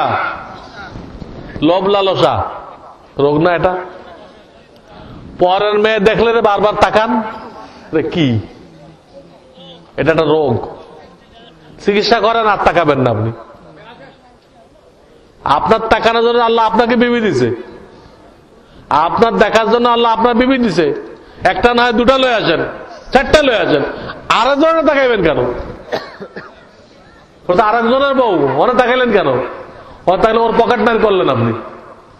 আরেকজনের বউ দেখা আর তার পকেট মার করা একই জিনিস, বুঝেন না আমার কথা? আরেকজনের বিবির দিক তাকানো, হ্যাঁ, আর ওই লোকের পকেট মার একই জিনিস। এই জন্য মহিলাদের দিক তাকানো যাবে না, এটা রুহানি রোগ। অহংকার, আমার থেকে ভালো কেউ নেই, এটা কি? রুহানি রোগ। আমি আপনাদেরকে নসিহত করতেছি, কিন্তু আমার জন্য জায়েজ নেই এটা মনে করা যে আমি আপনাদের থেকে ভালো। কারণ আমার কাছে কোনো গ্যারান্টি নেই যে আমি ঈমান নিয়ে মরতে পারবো, কোনো গ্যারান্টি নেই। হয়তো আপনারা ঈমান নিয়ে মরবেন, আমার কাছে গ্যারান্টি নেই। আল্লাহ আমাকে দায়িত্ব দিতে নসিহত করতেছি, কিন্তু আমি কখনো এটা মনে করবো না, যার দাড়ি নেই তাকেও আমি মনে করবো না যে এই লোকটা আমার থেকে নিকৃষ্ট। আমি মনে করি ও আল্লাহর কাছে আমার থেকে প্রিয় হইতে পারে, ভবিষ্যতে দেয়। যদি আমি তার থেকে নিজেকে ভালো মনে করি তা আমি অহংকার করলাম। আর ইবলিস যে বিতাড়িত হলো কিসের কারণে? অহংকার। এটা রোগ। পরশ্রী কাতরতা, হিংসা, এটা রোগ। কৃপণতা, আল্লাহ টাকা দিছে, মাদ্রাসা লিল্লাহ বোর্ডিং এ চাউল নেই, তবু আপনি টাকা বের করেন না, এটা রোগ। রাগ, রাগ কিন্তু একটা রোগ। রাগটা কি? রোগের থেকে একারটা ফেলে দিছে, তা কি হয়েছে? রোগের থেকে একার ফেলে দেন, কি থাকে? রাগ। এটা একটা রোগ। এই রোগের কারণে কত মানুষ বুড়া বয়সে বউরে 3 তালাক দিয়ে হার্টের রোগী হয়ে মারা গেছে। বুড়া বয়সে 3 তালাক দিছে বউরে, দিলে ছেলে পেলে নাতি নাতকুর মিলে কিলাইতে আরম্ভ করছে। নাতি নাতকুরাও নানির কেন তালাক দিছ, কিলগুতা খায় ওই বুড়া হার্টের রোগী হয়ে গেছে, হয়ে মারা গেছে। কেন? যদি সে কোনো আল্লাহ ওয়ালার কাছে যায় এই রাগের চিকিৎসা করত, তাহলে বুড়া বয়সে অ্যাক্সিডেন্ট করত, বউরে 3 তালাক দিত? হ্যাঁ বলেন না কেন? দিত না। রাগ তার কন্ট্রোলে থাকতো। শরীয়ত বলে রাগ তোমার কন্ট্রোলে থাকবে, কিন্তু যারা রাগের চিকিৎসা করায় নাই, রাগ তার কন্ট্রোলে না সে রাগের কন্ট্রোলে? সে রাগের কন্ট্রোলে। এরকম 10টা রোগ আছে। শরীরের রোগের চিকিৎসা করা সুন্নত, ওই 10টা রোগের চিকিৎসা করা ফরজ আইন। ওই 10টা রোগের চিকিৎসা করা কি ফরজ আইন। কোথায় করবেন? আল্লাহওয়ালা পীর মাশায়েখ, আল্লাহওয়ালা ওই বিভিন্ন রশি, বিভিন্ন ফোড়া বাগি, বাগির কাছে যাইবেন না। ফোড়া বাগি বোঝেন না? ফোড়ারে বলে বাগি। ঢাকাতে বহু বাগি বেড়ে গেছে, কুতুব বাগি, দেওয়ান বাগি, কত রকমের বাগি বেড়েছে, রাজার বাগি, সব বাগি। আমি দেখলাম বাগিরা সব ফোড়া। হ্যাঁ, আর বিভিন্ন ভান্ডারি বেরোয়েছে, এগুলো সব ভণ্ডপীর। এসব জায়গায় যাবেন না, ওখানে গেলে আপনার ঈমান আরো নষ্ট হয়ে যাবে। আল্লাহওয়ালা যার প্রত্যেকটা কাজ সুন্নত অনুযায়ী, যার ওখানে মহিলাদের বেপরদা আনাগোনা নেই, যিনি পায়ের ভিতরে সেজদা করতে দেন না, যার এখানে কোনো কবর পূজা হয় না। হ্যাঁ, এই হক্কানি পীর। দেখতে সিম্পল মানুষ আপনাদের মতো, তার প্রত্যেকটা কাজ সুন্নত অনুযায়ী, প্রত্যেকটা কাজ নবীজির সুন্নত অনুযায়ী। এই হক্কানি পীর। আপনারা মনে করেন হক্কানি পীরকে? যার এখানে অনেক গরু জড়ো হয়েছে, আপনাদের ধারণা এই বড় পীর, এত গরু আসছে। আর উট যদি আসে তাতে আর ডবল পীর। আরে বাবা, মানুষের কাছে মানুষ আসবে, গরুর কাছে গরু আসবে। কোথাও অনেক গরু জমা হলে মনে করবেন এখানে কোনো পীর নেই, গরু আছে এখানে।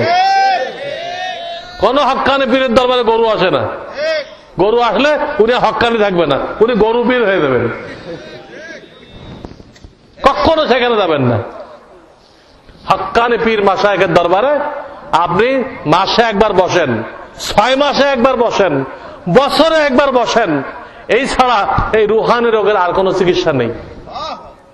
5টা হয়েছে বিষয়, আমি শেষের 3টা ব্যাখ্যা করলাম না, খালি একটু একটু টাচ দিলাম। আবার একটু বলেন তো, 5টা বিষয়ের এলেম অর্জন করা ফরজ আইন। 1 নম্বর ঈমান শিক্ষা করা, গনেন। ইবাদত বন্দেগী, কাফন দাফন সুন্নত মোতাবেক করা, রিজিক হালাল রাখা। যিনি যে লাইনে রিজিক উপার্জন করতেছেন ওটা আলেম থেকে জেনে নেবেন। 4 নম্বর বাপ মা সহ বান্দার হক আদায় করা। 5 নম্বর অন্তরের 10টা রোগের চিকিৎসা করে আত্মশুদ্ধি করা। আত্মশুদ্ধির আর কোন ব্যবস্থা নেই। আল্লাহ আল্লাহ সোহবত। সোহবত কাকে বলে? এতে বসে আছেন, এটার নাম সোহবত। বসে আছেন না, আল্লাহদের মজলিসে বসবেন, এই বসার নাম সোহবত।